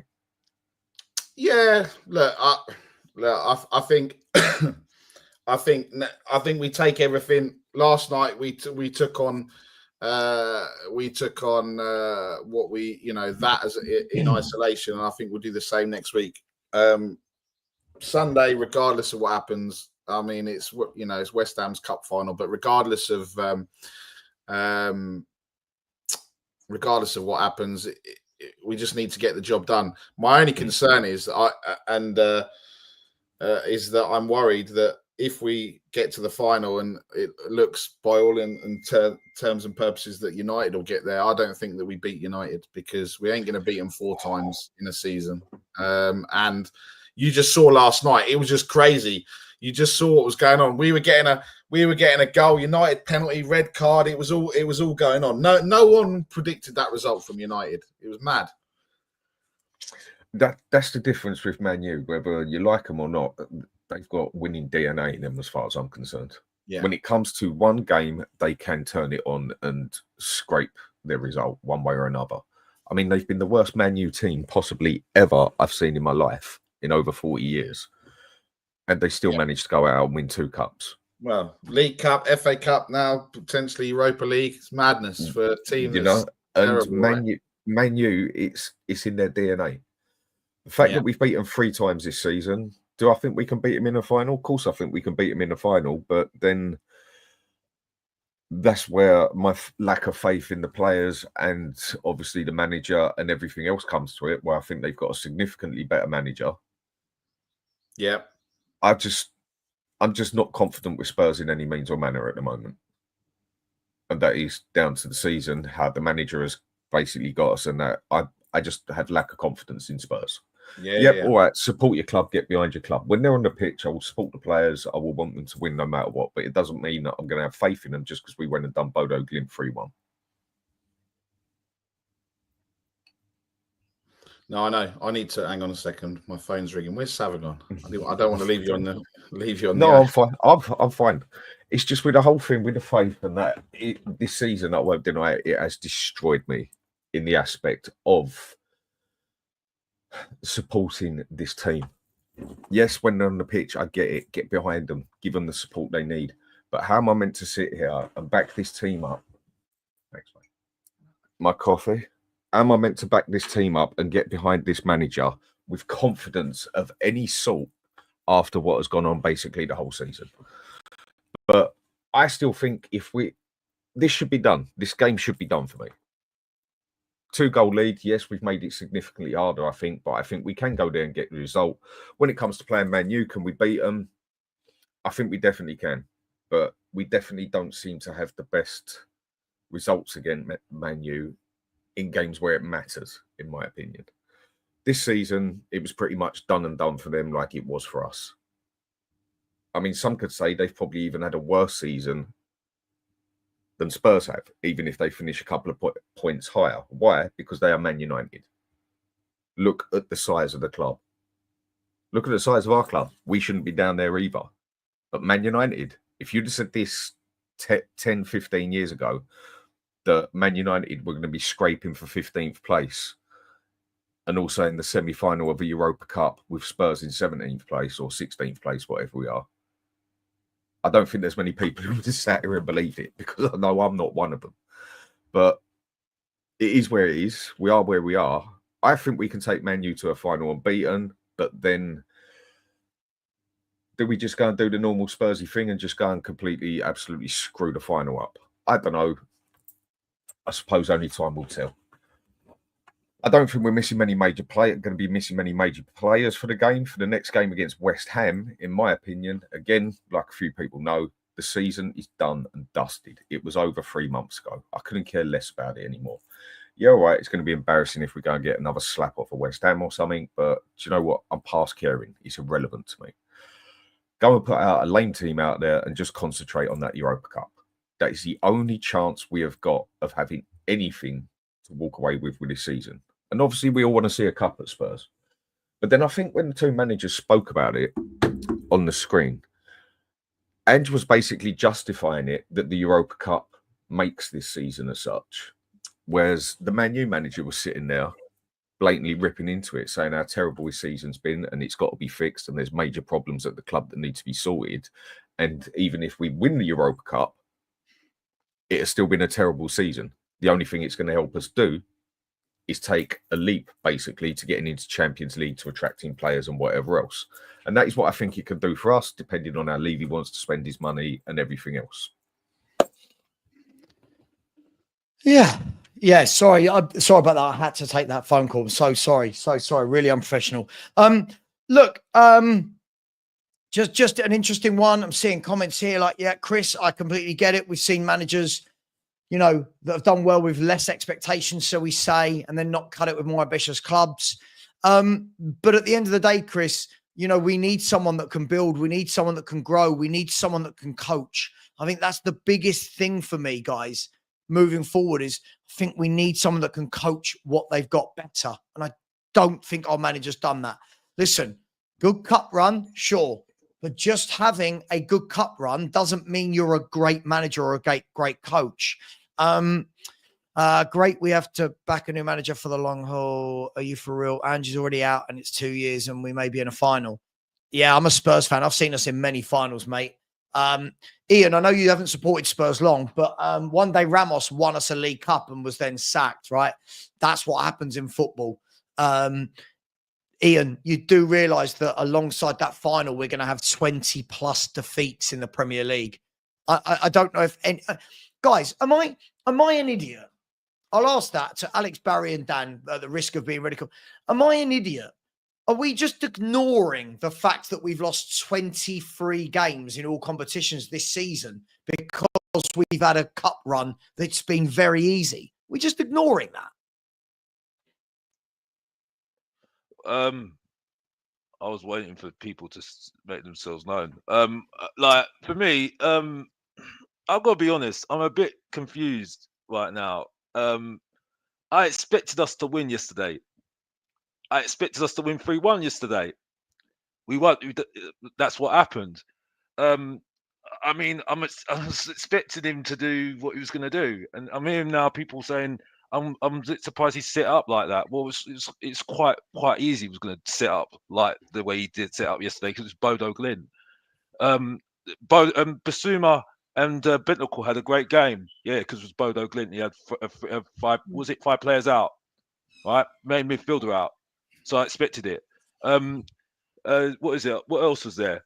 I expect us to score goals because it's Bodo Glynn and they have a bad away record as well. So I mean, and so I don't know what else to really get excited about because I predicted this when we drew Bodo Glynn. You get what I'm saying? And as far as I'm concerned, if we have got anything about us, we will beat Bodo Glynn away from home as well. I don't care if we've got a great home record. Like I said before, I am not going to change my opinion on this. I'm not going to change my mantle on this because we are Tottenham Hotspur, right? Sure, but so didn't Basuma and Bentancur play well as well because we actually played to both their strengths for the first time? Great. But as far as I'm concerned, I knew he was going to do that because who's been telling him that to do that then? Hang on, Alex. The two things you've said there don't make sense. I'm calling. No, it's making sense. I'm saying who's told him. Doesn't make sense. Listen to what I'm trying to say. What I'm saying to you is that who's told him to do that? Because if he's doing that right now, right, when he could have done that a long time ago with Basuma, because we all saw. Because I'm not doing revisionism here. We all saw what was said about Basuma throughout the season, saying we need to sell him. He's a useless midfielder. Oh, why is he playing for? I'd rather sell him. I'd rather have Højbjerg back, which I've said before as well. Right. So as far as I'm concerned, why have we not done that before then? And I understand, but that's not what you just said. Who's telling him to do that? You stated. Let me finish my point. I knew he'd do that. You started this by saying, I knew he would do that. Let me get to the end of the point, and then you understand. Let me into the point, and then you understand what I'm trying to say. When I say this, right, you will understand what I'm saying, right? What I'm saying, but who's told him that, right? It must be the coaching staff that has told him that, because for me, right, it just doesn't make sense, right, why he does this in certain games, which is done throughout the season, like Man City, Brentford. Right, I'm repeating myself again, by the way. Rinse and repeat again. Right, Man City, Brentford. Right. What else was there? There was Frankfurt. Right. Why has he done it in all those games and then gone back to what he's done before? It's always the same thing. And I'll bet you any money, he does it against West Ham. He goes back to what he's done against West Ham. Yeah, because there's no reason why he can't carry on doing it. And if he is doing, if it is all him. Right, he's the worst manager I've ever seen in my whole life. Because Alex, he should not have any reason to, because any good manager would evolve with their play, by the way. And I agree. What I'm saying at the moment should not be a surprise to you because I've been consistent all season. I've been consistent all season with this. Let me take you back. But the thing is, you're just saying what I said earlier in the stream, which is I bet he goes back to what he did against West Ham, back to normal. You came on and said the way he played yesterday, like with Basuma and Bentancur, shouldn't be a surprise. You knew he was going to do it. Well, I didn't know he was going to do a 4-2-3-1. Why did you know he was going to do that? He's not done that before. Because look, let's look at it like this. Right, what has he got this season to go on to achieve something this season? This Europa League, right? So he's going to do whatever it takes, or whoever's telling him to get him to do whatever it takes to get over that line. right? Right. But I agreed. That was the point I'd already made in the show. Fair enough. But I haven't watched I haven't watched your part of the show because obviously Mr. Alex has been busy. Okay, but I'm point coming back to your specific point about you saying you knew he was going to do what he did yesterday with Basuma. Alex, let me talk. Let me talk. Okay, for God's sake, man. Let me ask you a question. Right? You came on and said, I knew he was going to do that with Bentancur Basuma, so I'm not impressed. Right. And I said, well, hang on. We didn't know he was going to do that. He's not done it before. Right. And isn't it funny how when they play like that, they play well? And then you've gone off into some tangent about him going back to what he normally does, which is what we all know anyway. My point was, don't you think Basuma and Bentancur played well last night because they played in their normal positions? Cool, but it's Bodo Glint. I'm sorry, it's Bodo Glint with 5 players out. So, yes, they will be playing well against Bodo Glint because we should be the better team. So, as far as I'm concerned, it's not impressive to me because you should be beating Bodo Glint like I predicted, 3-1. I understand that. I don't care if it's a semi-final because, like I said before, right, if it was Lazio, if it was Real Madrid, if it was Barcelona, cool, right? But we are not playing. I'm still not impressed. But that's not what I'm asking. That's not what I'm asking. Alex, we're doing this thing where I'm asking a question. You're not listening to the actual question, right? Well, so what's the question then? Tactically, he changed it yesterday again. Tactically, he changed it yesterday, which put 2 players in their actual positions, which meant they played well. Now, you can turn around and say, it's only Bodo Glimt. But we've seen games against Ipswich who aren't as good. That's a bit of an unfair question, though. That's a bit of an unfair question. Hang on. Jesus Christ, this is hard work this morning, right? We've seen us play with these players against Tamworth who aren't better than Bodo Glimt. We didn't play like this. We've seen against Ipswich, Southampton, right? Leicester, right? So they did it in a semi-final against Bodo Glimt, right? Can't we turn around and say that they played better because they were actually played in their right position? Why is that so difficult to understand? No, for any of our families? No, that's not fair. That's not fair. That's not fair, Savva. That's an unfair question. I think we're going different two ways here, right? Yes, he set it up. That's cool. But again, I go back to what I said before, right? You could set up how much completely. That's great. But again, I'll go back to your position. It's Bodo Glimt. You should be still beating them, regardless whether you set it up well or not. As far as I'm concerned, right? So it's irrelevant to how football works. No, that's not fair. That's not fair. Yeah, but Savva, that's not fair. That's not fair now because let's be honest here, right? I'm not going to change my revisionism what I said before the game. Right? No, I'm not asking you to. You're using buzzwords. You're using buzzwords, Alex, that don't apply No, I'm not using buzzwords. That's not fair. Come on, Alex, you're doing what you do. You're going on a rant about what you've said before. I'm not going on a rant. Oh, my fucking God. I'm asking a question, right? Yeah. We are allowed to say when he gets it right. Yesterday, he did get that set up right. We did look much better as a team. Whether we're playing Bodo Glimt or Barcelona, yesterday he set it up and we looked better in midfield. Did we not? Did Maddison not look better? Yes, we look better, but it's still Bodo Glimt, though. That's the point. That's the point I'm making. Oh, my God. Did Maddison look better? He looked okay. He looked good, yes. He looked good. Did Basuma and Bentancur look better actually doing their number 8 jobs rather than being a number 6? Yes, they look good. Right. But the point I'm making is, though, I think it's a bit. Are you getting frustrated when I'm trying to make the point here? I hear what you're saying. I'm not trying to make. You cut me off every single sentence I'm trying to make. So it's really difficult, Alex. Go on then.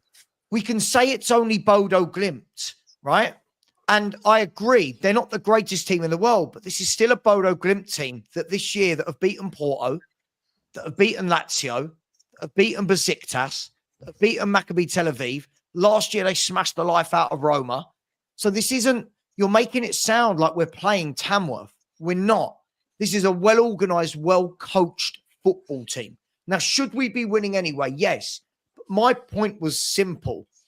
Basuma and Bentancur, I can't believe they're still not getting credit, where this is the best I've seen both of them play this season, because it's the first time this season I've seen them play together in a 2-man midfield, not a 3-man midfield with gaping holes. That's all I'm trying to say. You've just gone back on what you've just said. You're all about as well. Then one game, right? No. You've just gone back on what you just done. One game, right? One game has now changed your opinion completely now. And I thought you're about consistency. What? No. That you've just now done. You've just done. Well, you just don't do what you never do. You've never done this before, Savva. You've just said to me now, just because of one game, we need to give them credit. We don't do. You never do that. You've never done that. You said to me, you say one game. So one game now. You're saying now giving them all need to give them credit now. Hang on. We're about more consistency now. Or we're going to start saying about the 19 games. We're going to go about the 19 games that we've just lost now. Alex, need to give who credit? Who am I saying we need to give credit? You've just said now that Basuma and Bentancur need credit when they've not had great seasons. I've been criticizing them for a long time now. So now, because they've looked good one game against Bodo Glimt now, you're saying that we need to give them credit. And you don't give them credit. Alex, you don't listen, give people credit. Alex, this is so hard reasoning with you. I'll tell you what I'm going to do. I'm going to do something that I never normally do because you're frustrating the life out of me. I'm going to ask if Danny or Barry could step in and please try, if I'm not getting it across clear enough to Alex, because I'm not changing my mind after one game like Alex is pretending I am. Dan, could you get what I'm saying, right? It's really basic stuff. I think I get both sides of this one, yeah. But I think the point that you're trying to make, Savva, if I understand it properly, is the fact that he messed about with the formation a bit, which he never usually does. Okay, correct. It was only Bodo Glimt, whatever. Correct. If it was Mickey Mouse on there, you can only play who you're playing against at the end of the day, whether it's Tamworth, whether it's Barcelona, whether it's Bodo Glimt, whether it's Leicester, whether it's Man U, Man City, whatever. But all of a sudden, Basuma and Bentancur get played to their advantages and what they're good at, and they look more than respectable on the pitch. Forget the fact that it's Bodo Glimt, yeah?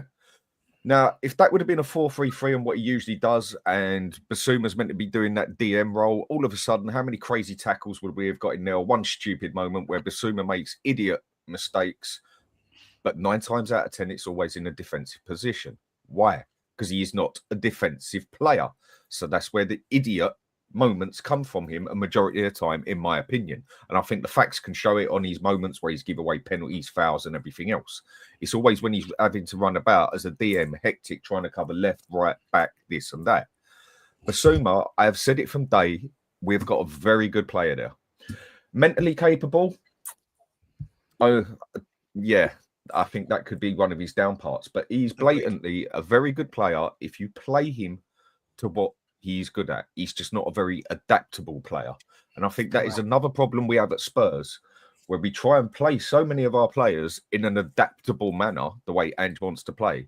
And I don't think we've got a very bunch of adaptable players. It don't mean they're not good, but they can only do what they can do. Bentancur played the way he usually plays. He could have even come back that little bit more. Basuma played that box-to-box how he usually plays. Didn't come deep, come back a little bit, charge forward, do what he's got to do with it. They look significantly better for it. I think that's what you're trying to say. And that's all I've said. But apparently it's, I'm doing what I never do. And listen, I've gone on record a million times this year and said, fine, go and buy a better midfield. Absolutely. Always I'm about buying better players. I'm just saying it was a breath of fresh air to actually see them both play together and in their actual positions. Now, when we're saying they've had terrible seasons, yeah, I don't think anyone at Spurs can really hold their head high this year. If I'm going to be honest, I don't look at any Spurs player. If we were going to talk about who's player of the year, I don't look at any of them and go, standout candidate. But what I'm saying is we're allowed to say if a player's had a good game. And I think they both had very good games yesterday because they were played in their normal position. We can say it's only Bodo, but Matisse Tell played it against Bodo yesterday. Still didn't do anything in his actual position. Right? Brennan Johnson played against Bodo. Other than the header, didn't know he was on the pitch. Right? Solanke played against Bodo I didn't see him do a lot. So my point is, we're allowed to turn around and say, thought the midfield did well without it needing to be a great big drama, Alex. That no, I've said this all I wasn't season. being a drama. I think that's that's been very dismissive saying that. When I've exactly, if I did said it the way that Dan says it, right, you wouldn't be saying that. But what I'm saying is, because I've got a bit of a high pitched voice. No, that's unfair. Because I've got a high pitched voice, just because you're saying, and I'm speaking a little bit more fast than you, because you're going to interrupt me. My point is, though, what I was trying to say, and I've said it calmly, it's just at the moment, I'm saying it's Bodo Glimt 1, 2. You said, and this is the quote that you said, why can we not give credit where credit's due for Bentancur and Basuma that played well against Bodo Glimt? I said, it's only one game. And I said, well, if we're going to go based on what we do all the time as content creators, which I've been doing it with you for quite a while now, you are all about consistency, aren't you? Yeah. You're all about consistency, aren't you? Right? So I don't just do one game. Right, it's great doing it in one game. So you can't say credit where it's due for one game. No, because especially why? Professional. Because sorry, but where's it been for the last how many games now? Come on now. Sorry, but I think you're Alex. I think you're taking this into. There's two different. You're fighting on two different swords here. You're fighting about two different subjects, as far as I'm concerned here. Yeah, one is about where Alex is right on, like, oh great, he's had a good game, okay, but his season's been shit. But again, at the end of the day, if your striker can't score come love nor money and then goes and bangs in 4 goals in one game, you say, well, where has that been all season? But you had a good game. Now let me see some more. But on the other side of it as well. No, not going to sit and big up all the players and the manager to the end just because we beat Bodo Glimt. I think you're fighting on two different points. Whether I'm fighting on two different fronts, that's what I'm trying to say at the moment, right? Regardless whether you want to understand it or not, that's my point at the moment. Whether I don't think that's a bad point. Me saying that, I'm just saying that right now for me. Okay, you know two questions then, Alex, and I think this can finish it off. Yeah, had Basuma and Bentancur had a good season? No. Did they have a good game yesterday? Okay, good. Good standard. Should be a standard. Should be a standard performance for.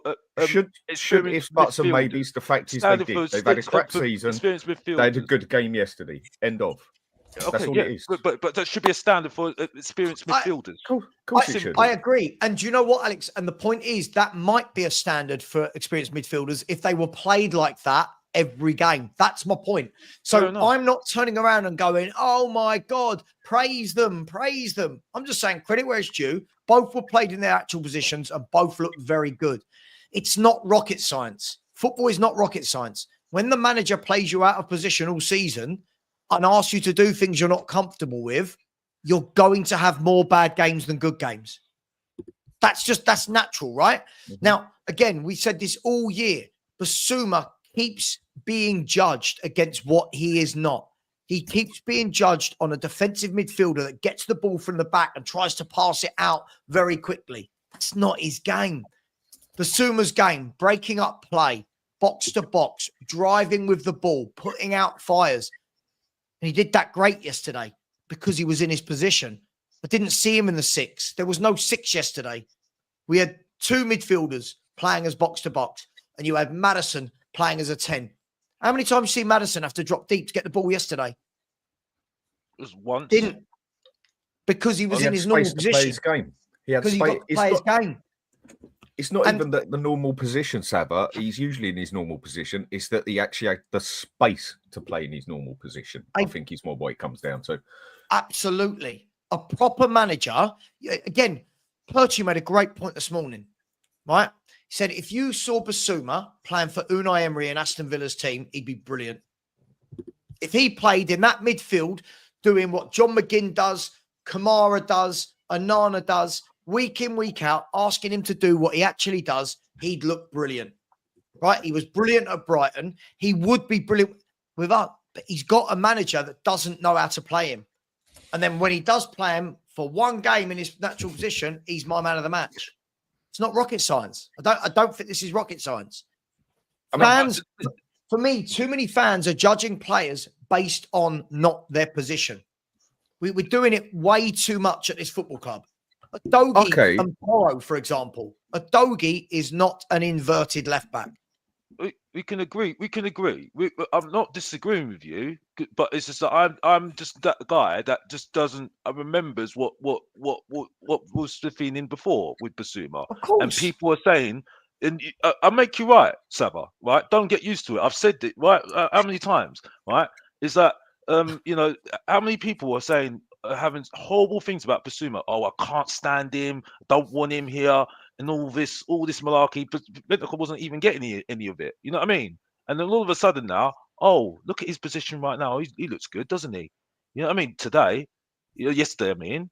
You know what I mean? Hang So, on, but if you listen, people, especially like me and Dan, have had this conversation for 2 years, right? This isn't we've woken up this morning and gone, oh my God. Dan, no, can you believe, Dan, that Basuma's good when he's played in the 8? We've been saying for 2 years, play him as an 8.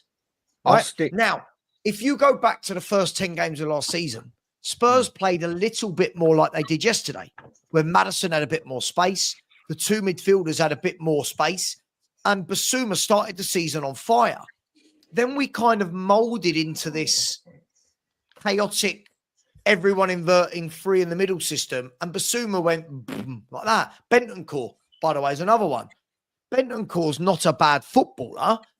He looks bad in our system because, again, we've got a player that isn't blessed with pace, hasn't got the greatest engine, if we're going to be brutally honest. We're asking him to be in a chaotic midfield that runs around like mad, and then when he gives the ball away, we go, he's crap, he gives the ball away. So can we then turn around and basically say, I mean, just thinking through the team quickly, I would say out of that entire team that we play as an 11 usually, I would say there's at least 7 players that have played completely out of sync. And what I mean by that is to what they are best at. Because again, I don't think we have an adaptable side as such. So with saying that, is it actually fair that we judge more than half the players this season because of the way they've been played and the way they've been slated because they've played in that? But if it is just purely down to the management, because the management just obviously isn't getting them in the right system, and a lot of us can see that, and then it shows last night and on other games that when he changes it, we actually look decent on the pitch. So does that mean quite a few of these players get a bit of a walk away sort of thing and not get judged so hard this season plainly because of the manager? No, Dan, no. I don't know. I'm asking a question. Dan, for me, I, as I said, this squad should be nowhere near it is where it is. It's better than it is. Now, for me, there are certain players that we've seen. Like for me, Solanke, what I'm seeing from Solanke now is what I've seen from Solanke throughout his career. So I've never seen Solanke and gone, wow, right? And hear me out, guys. I've never seen him and gone, wow, I need that player. That's what I want for my team, right? Basuma and Bentancur, I've seen Bentancur play for Juventus where I've gone, good player, right? Good player. I've seen Basuma at Brighton where I've gone, good player, right? I've seen Udogie. I saw Destiny Udogie at Udinese and gone, looking forward to seeing this lad in a Spurs shirt. So players like that, I go, yeah, why can't this manager get the best out of them? Others, I never rated Brennan Johnson at Forest. I never rated Dominic Solanke, right? For them, their poor first touch and their poor all-round game is what I expected. Some of these other players, it's not what I expect. Papa Sarr, he's another one. I don't know. I don't know how good is Papa Sarr. I don't know. I've never seen him ever and gone, wow, I love that kid. But I have with Basuma. I have with Bentancur, right? That's the difference for me, Dan. Same with, look at Odegaard. I never watched Odegaard for Burnley when I watched them and went, oh my God, we must have him. So what I'm seeing now could be what he is. I watched a lot of Bayern Munich over the years. I've never watched Tell and gone, sign me that kid. I've got to have that kid. So I think it all depends, Dan, on who it is, what stage of their career, and what evidence can we go by. I mean, when you go by the players as well, again, like as soon as we are on about Basuma and Bentancur, I said something 2 years ago that people told me I was absolutely crazy with, and I'll still stick by it. If I can have either player on their prime, again, for the way me personally I would play football, I would pick Basuma over Bentancur all day long. Reason being is because I personally think Basuma can boss a midfield significantly better than Bentancur. Now, there's a lot of other things that Bentancur can do that Basuma can't. But for me, the way I would want my my box to box to be, basically, Basuma is much better at controlling a midfield, basically, in that aspect. And he done it at Brighton consistently. He schooled us enough times. He done it to Liverpool. He done it to City. He done it to Arsenal. He gets a hell of a lot of stick, and a lot of it he's brought on himself, I think. But it's another one, we do not play him to his advantages. And like I said a little bit earlier, I see 90% of his erratic mistakes and problems are always done in the defensive area. And he is not a defensive player of any means or manner. Yeah, he covered DM once or twice for Brighton. Yeah, you can do that for a game or two. You can get away with that. And when we even first started playing, and Ange wasn't playing quite like he has done this season, people going on about Basuma and Maddison, the two best midfielders in the Premier League at the time, if I remember correctly. I think his biggest holdback is probably his mental side when he was Basuma, but I think he's an extremely good player. Get someone to put an arm around him, because he's probably not the sort of fella that needs a slap. He needs a bit of a cuddle. And I think we have players out there like Basuma that you will see significantly much better out of if you just play in the right bloody way. Same as the amount of stick that Porro gets. Porro, can he defend? Love nor money? No, he cannot. We know that. Stick him as a right wing back, overlapping, pumping the crosses in. I think we will see a 10 times better player improvement there, because that is what he does. And you can say that with a fair few players on there, whether it's Udogie, Van der Ven, we're just going to have to see, can he actually sit on as an out centre back, or is his main gift that coming back and covering our ass? Romero, for me, he's got to go anyway. There's other players on there. Son has been abysmal this season by his standards when he has played. He still might have scored some goals and everything, but by his standards and captain material, I think he has been absolutely shocking. But what others have said to me is, we get the new manager in, and if the new manager plays Son to his advantages, will we see a better Son? Most probably. But I still think he's a player for me that is past his sell-by date, and we should be selling. But we keep him for PR reasons. But Dan, isn't the main point that so many of these players that have been poor this year, for us to be sitting and going, all of them have been poor, you've got to ask questions. There are seasons, right, where you go, God, how good is he? How good is he? How good is he? Him, not so much. But I've never known a season where I look and go, so many have been poor that have got good reputations, by the way. This isn't like when we've got Davinson Sanchez, Sissoko, Winks, Matt Doherty. This isn't that. This is players that have done well. Basuma, Maddison, Kulu, Bentancur, Romero's even, Udogie.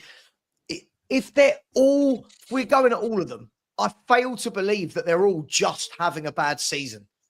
That's what I'm saying. It's on the players as well, because the players have not turned up, and that's why Phil, give it a rest. And I think Phil, give it a rest with Tell. He's 19 and never done anything anywhere. Listen to the conversation. Too many people now on YouTube find it really hard to follow the trail of a conversation. Tell has done nothing at Bayern Munich. We're talking about players. We're talking about Bentancur had done it at Juve. Basuma had done it at Brighton. Tell has done nothing anywhere. Stop this obsession with him. It's getting weird. Sorry, I just find this obsession so weird for a player that does nothing. So weird. Everyone's trying to wind you up, Savva. Everyone's trying to wind you up, mate. But Phil's in our WhatsApp group. I don't mind it when people who do it on YouTube do it. I think I get it. It's part of the game. But Phil doing it, he's a grown-ass man backing, like going, oh, Tell's good. At what? Again, he comes on last night, offers absolutely nothing. Doesn't beat a man. I think the thing is though, I think it's for me, right? And I know people are criticizing me. I don't really care because I was zoned out. I was 2/3 out the door anyway before this anyway. So I mean, just Europa League, if we're out, I'm off on my holidays going soca music, so I don't care. My point is though, right, is that for me it's about consistency, and that's the thing. And everything I said, right, before the match, I'm sticking to what I say. We're always going to beat this team. And I agree people with saying, and this is the thing. You see what I'm saying? And for me, if he did this, like I said after Frankfurt, I said I was confused, right? And then we lost the 2 games, and then I realized, and this is why I had the same energy during those pre-match, post-match, is that, you know, with what's happened in the Premier League games, why don't you just use that formula that you had against Frankfurt and can continue this? You see what I'm saying? This we agree on, Alex. And this is where I can't get excited. I'm like Stelios, because Savva, the thing that annoyed me about you, if Stelios said this to you right now, you wouldn't have an argument with him. Yeah. Again, by the way, but Savva. By the way, I'm not having a go, because I've got another love for you, so don't have a go. I'm not having a go at you. I'm not having a go, but I would debate it with Stel, but the difference is, listen, I agree with your main point, right? But I agree with your main point. I get so frustrated when I see Spurs do well in games, and then the very next game we go back to type. Alex, I agree with you. We're going to do the same thing again. I agree with you on that. All I was saying was I thought those 2 played well last night because they were in their normal position. That's all it was. Yeah, that's all I was saying. No, I'm not having a go at you, by the way, because we're on the same page a little bit. You see what I'm saying? It's just that I'm just saying that I'm kind of sticking to my mantra here, that this has to be consistent. Because when I'm seeing Oliver Glasner saying in the league games, even though he's got to the final of the FA Cup, he's saying, well, we still need to carry on in the league because we need to keep form. And that, for me, is a good indicator. Again, I think someone said about Amarin saying, oh, if we win Europa League, it must be a good season. He's saying, no, it's not a good season because the league's absolute rubbish. And you know what I mean? And this is where I'm just seeing Ange trolling at the moment. You see what I'm saying? And I agree. I'm sorry I've got to bring it on to another point because I have to go soon. You know what I mean? I'm sorry I have to be so long, but you know what Mr. Botsov is like. You're only here for a short time, not a long time. The whole thing about Paratici, yeah, right? Coming in. People are questioning whether Ange and Paratici are going to work together. I'll tell you right now, it's done. It's dusted. He's gone. Because Paratici would never, ever agree to come to Tottenham if his manager is going to be in this club. He would have said, no, thank you. I don't want that manager in my club. It's going back to your theory, actually, Savva. Now, don't get used to it. Your theory that you said to me a couple of days ago, right? Your theory saying they're waiting until they can just wipe it all out. Your theory now is coming true right now. You see what I'm saying? Because you saw Vinay at the top of the Tottenham Hotspur Stadium, didn't you? You saw him there, sitting there, didn't you?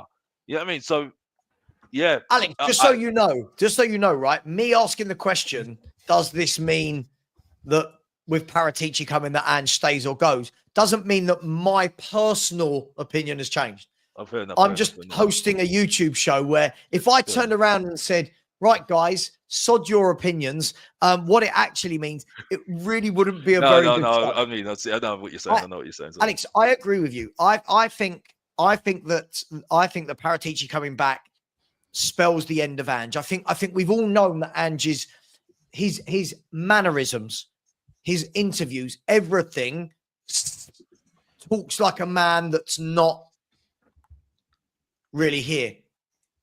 Right? It talks of a man that's not here for the long term. I think even if he wins it, he can turn around, he can have his place in history, and we'll all go, cheers, mate, whatever, see you later. I just, for one, will never, ever, all these people that go, what if he wins it? Sorry, you're not giving me back the 19 league games that you've already lost. You're not giving me back the manner of defeats in those games. So that's where I'm at with it. It's something that I keep going on about and everything, where I think we are probably the worst fan base on the planet for it. Yeah. We're too, what's the word? We're too sentimental, basically. Yeah, sentimental. Yeah. We're too cling up. It's almost like Spurs fans like to act like they've got morals. Yeah, but now he's won the league. Now he's won the cup, sorry. Yeah, we got to keep him for another 6 months, whatever. And do you know what? I would get it if they did. But I'm sorry, this ain't about morals. This is why I always use Son as the reason and that. We should have sold him 2 years ago when we could have got 70 million for him. Agreed. Still, in my opinion. Agreed. And that is a dog-eat-dog world. That is what a big club does. Okay, well done. You won us the cup. Your season and time has been absolutely abysmal.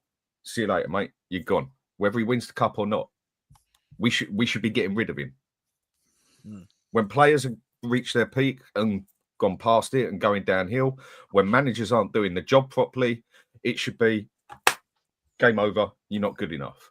No, at Spurs, we are just pissed off to the point where we don't want to keep seeing the same cycle start again and again and again and again.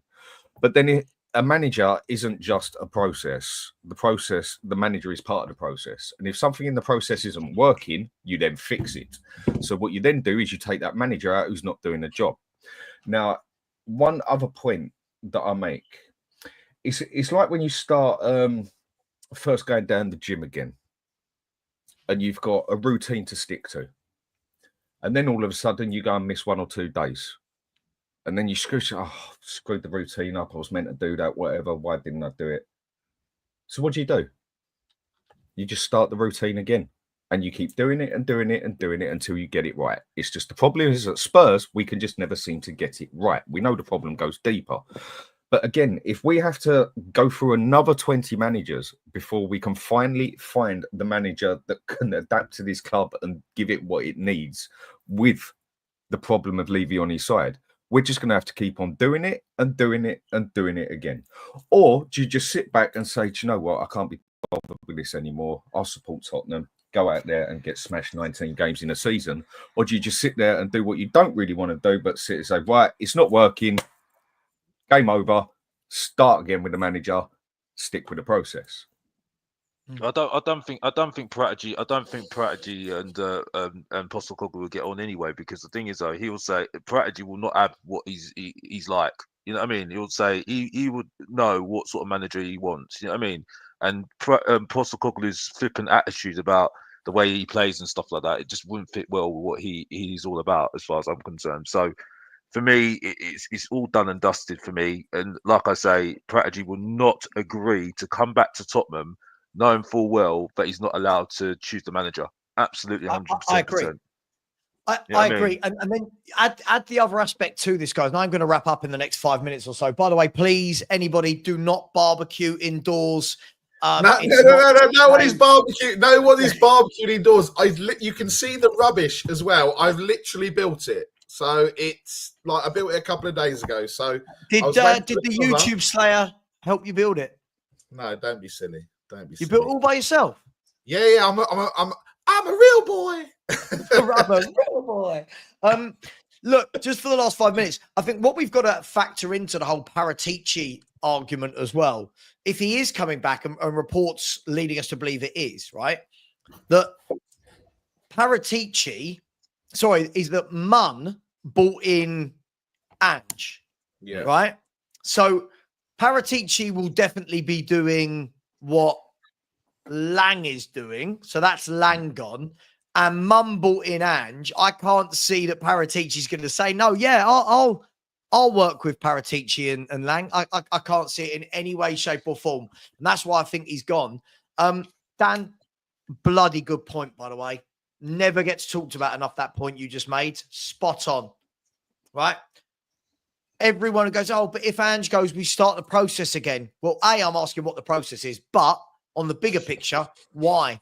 Shouldn't a manager's just an employee. The club should have a process. The manager is a small cog in that wheel. I massively agree with you, Dan. Massively. Just quickly, does anyone think that he won't be coming back, Paratici, or is there just too much noise now around? There's too many noises, too much reports. Him sighted at the Spurs stadium again. Is anyone thinking that this is just false rumours, or is he coming back? He's coming back. He's absolutely 100% coming back. Levy and him get on, but well, Levy just lets him do what he wants anyway, and that's it for me. The only thing that I'm nervous about with Paratici is his manager choices. That's the only thing I'm a bit like, yeah, mate, you're not good. You're not good. Do you know what? Again, in that job, whoever comes in and picks the next manager, I think they've got a relatively, in some aspects, hard job, but easy job to do at Spurs, because I don't think they're going to pick a manager that's going to be any worse than Ange. And if we ended up finishing, well, yeah, go on. I'll put money on the table now. Whoever manager comes in, he ain't worse than Ange. I'll put money on the table here now. 100 quid. I agree. I think it's impossible to hire a manager right now that's worse than Ange. Unless we get in a manager that actually gets relegated, yeah? We are not going to get a worse manager than Ange. As I've said all year long, and whenever I've had the debate with Lubo, this squad can't get relegated. It can't get relegated because there will be, even in our worst ever Premier League season, we're still nowhere near relegation, right? Just imagine how bad it would have to get relegated. The manager would have to come in and probably lose 26 games to get relegated. Let's have a look. So Ipswich, here we go. Ipswich have lost 21, Leicester 24, Southampton 27, still with 4 league games to go. There's no way this squad, you and I could manage them and not lose 19 games. I think one thing that has, I say saved very lightly, is we don't draw much. It's usually a win or a lose. Yes. I think that's one thing that saved us a little bit in the process as well. 4 draws in 34. Yeah. Whereas draws can actually be quite dangerous. Yes. More than some people realise. Sometimes, I can't remember the box to add up, but sometimes you're better off losing the game and winning instead of losing none as such. As long as you get the wins instead of the draws. You can still come off better even though you've lost games. And here's a question for you, Dan. Which 2 teams have drawn the most games in the Premier League? Don't look at the table. Who's drawn the most in the Premier League, guys? No, I'm thinking of Juventus there at 15. Do you know what? Honestly, don't know. Arsenal, I know, have been drawn a lot this season, but would they have drawn the most? I don't think so, but I don't know. Everton have drawn 14 games, still above us. Awesome. And then it is them lot down the road. They've drawn 13 games. And I didn't think it was that much. Using your point, Dan, look at if 4 of those draws, hang on, let me make sure I get these points right. You know, if 5 of those draws for Arsenal hadn't been draws and had been wins, now suddenly you're back in the title race. So draws can be a killer. Draws can be an absolute completely. Killer. I mean, you look at that, 4 games, 4 draws, 4 points, yeah? Or you win 2 of them, there's 6 points, and you lose 2 of them, you're still 2 points better off. Draws for me can be very, very deceiving and dangerous. Just because it shows on there that you're not losing the games, sometimes you're better off. You actually win 2, lose 2 instead of draw 4 as such. Points ratio, you are actually better off. And that's one thing that's killed Juventus this year. I think now they've lost, they're either on level with Napoli or because Inter have just fallen second, that they've only lost about 3 games this season, but they've drawn about 15 or 16, if I remember right, something along those lines, around about 15, give or take 1. And obviously they've won their few as well, but it's the draws that's absolutely killed their season. The only ones who have lost less games than them is Inter and Napoli, from what I remember. And that's what's keeping them in about 5th place. They've drawn nearly 15 games, if not more. The worrying thing for me, just before we wrap up, guys, is from those 19 defeats, how many could have been draws? And when, we can, all right, let's say 6 or 7 of those weren't defeats, they were draws. At least we're going to be sitting here not talking about our worst ever number of defeats in a Premier League. That's the worst thing for me, guys, is that because we take risks. Pardon? Because we take risks. That's the reason. That's why he's so risky and he's so gun ho that's why the thing is Arsenal are more a very pragmatic sort of side. So they're not going to be risk averse and take risks in certain games because they can't afford to lose games. You see what I'm saying? So that's Mikel Arteta all over. But look at Angepostecoglou. He's very more attacking wise. He looks to win games rather than draw. And then that's why we've ended up where we ended up. You know what I mean? Because unfortunately, because we take so many risks, especially at the back, because we did it yesterday as well, right? And it's not a surprise that we let in the goal yesterday, right? That's why we're in the situation we're in, and that's why you see the teams like Juventus drawing lots of games, and why Arsenal draw lots of games, because they don't take those risks. They can't take those risks. They take calculated risks. We don't do that. He hasn't got that thought in his brain to do that. Ange Postecoglou. Yeah, I mean, That's the difference. He doesn't know when to be pragmatic or when to twist. You know, like exactly. in cards. There's a you lot of stick and games. twist. There's He a lot of doesn't games, have- Savva, that we could have got something last season if he'd have just shut up shop in the last 10 minutes. Agreed. We could have actually got a point or 3 points out of that. I think if we went through all those 19 games, watched them again, and just thought at certain points, do you know what? If you would have just gone a bit pragmatic here, whatever you want to call it, or a bit defensive, or shut up shop with 5-10 minutes to go or whatever, or just slowed the pace down a little bit, just adapted a little bit in the game, we could have got significantly more results, and I think we did. It has purely come down to the fact that he just will not change it. But he was never going to do that, though, Dan. He was never going to do that, though, Dan. He said that very, very quickly. He said I know this that. season. He said that. But I'm saying what the problem season. is. Yeah, that is the problem. I know, but he's oblivious to that problem because he said that why am I going to change, right? When this season is about us learning the system. That's what he said. Around those lines, anyway. You see what I'm saying? But he never really evolved his thinking, wasn't it? The only reason why he's now evolved his thinking is because there's more pressure on him, and this Europa League is going to save him. Even if he gets sacked, he looks still good on the CV because he's sitting there saying he's got a Europa League onto his name. Second season always wins. You see what I'm saying? And you know what? I'm more than happy for Ange to have that. I'm more than happy for Ange to say, I always win in my second season. Cool. Go and win somewhere else in your second season. I just want a manager that doesn't embarrass us every single weekend. And I don't just mean on the pitch. I mean the press conferences, the interviews. Yeah. I've never known a manager talked about as much as this manager. And I don't mean from Spurs. I just mean everywhere. He's just, he's too much. Like Eddie Howe's on the TV right in front of me right now. How often do you hear Eddie Howe talked about? Not a lot. Like, you know what I mean? Like, he kind of gets on with his job, does his thing. You know, I never, even when Newcastle get battered, yeah, keep it under wraps. Just go again. Let's change. I said, this guy is just constantly soundbite after soundbite. You know, oh, sorry, I'm still here, guys. It's like, mate, you're mocking it, but you've made us a mockery in the league. Last question before we go. Currently in the league table, we have, it's a nice simple one for you all. We have 37 points. Our worst ever total is 44, right? So we're 7 points off our worst ever total. We've got 12 points to play for.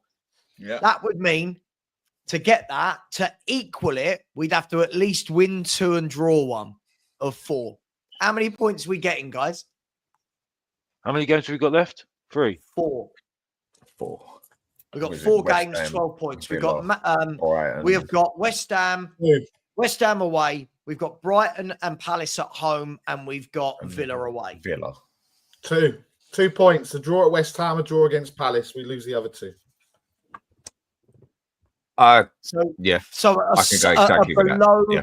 a sub 30, a sub 40 point season. Yeah. Yes. And then people are going, "Oh, you still want him sacked?" Yes. I don't see. I think we'll get a draw against West Ham. We probably will beat Crystal Palace. I don't know if we'll get a draw. What the result will be against Aston Villa. I think we might scrape at Brighton though. We might scrape Brighton. It depends on what mood we're in. Bearing in mind, Alex. Bearing in mind, let's have a look. Villa are playing for Champions League. Brighton are fighting for Europa League or Conference League. Palace don't, and they've got an FA Cup final to look forward to. And then the other one was who? West Ham, who are below us. Well, if we get through this tie, which we should do, I expect us to get through. We've got Aston Villa, and that's quite close to the final, isn't it? So, yeah, I'll say we lose that game then. We lose that game because we'll be so focused on that Europa League, won't we? Final. So we lose to Aston Villa, draw to West Ham, probably win against Crystal Palace, and then whatever mood we're in after the final, I don't know with Brighton at the moment. So I'll just have to take a guess, maybe a draw at the moment. Okay, so 2 points from Barry. Dan, how many did you go for? Exactly with what Barry said, word for word. 2 points. Okay. Yeah. And with the results I he think give we as might, well, word for word. I agree 100% on what you said. when are we playing Palace? I want to see, because Palace is the one Next team week. we're playing. Yeah. Next week. Next Okay, week so on Sunday, yeah. Okay. Oh, so we're playing Palace the day after, the days after Bodo's second leg. Yeah. Yeah. I mean, I can't see us getting anything against Villa at all. We're not going to get any. If we get through the semi-final, which we will do, right?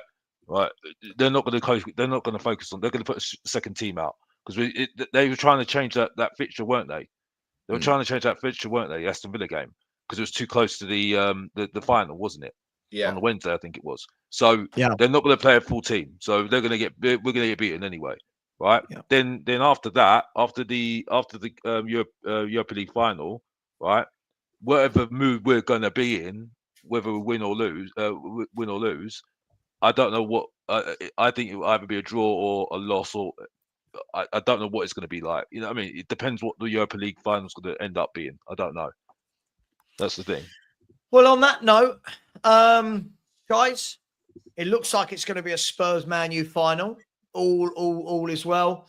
Guys and girls in the chat, look forward to it. I'm back for my sins and against all my better judgment at 6 p.m. for a live fan call-in show. Let's see which characters we get today. Surely somebody will be ringing up to tell me how brilliant Ange is because he masterminded beating Bodo Glimt. Take care, everyone. Please subscribe to Hotspur Hood. Please subscribe to Mr. Box Office TV. If you haven't subscribed to me, please do. And then also tonight, after that, I will have a live watch-along for Manchester City versus Wolverhampton Wanderers. And I think if Man City get that, they're pretty much going to secure themselves Champions League. Take care, everyone. By the way, the reason I want Man City to win that is, wouldn't it be funny in Man City's worst season for a decade if they finish above the Gooners? That's where I'm at with this season. Take care, everyone. Much love. And as always, London Royal BR69TF. I mean, what a wonderful name. Has just given a super sticker. Thank you to whoever you are. Thank you very much. Really appreciate that, my friend. And as always, my man, the Sanctuary of Seven, who wants Frank Lampard to be manager. Just kidding. He doesn't. But I'd take him over Ange. He's gifted one Football Heritage TV membership. Big up to you. Big up to London Broil as well. Take care, everyone. And as always, come on, you Spurs.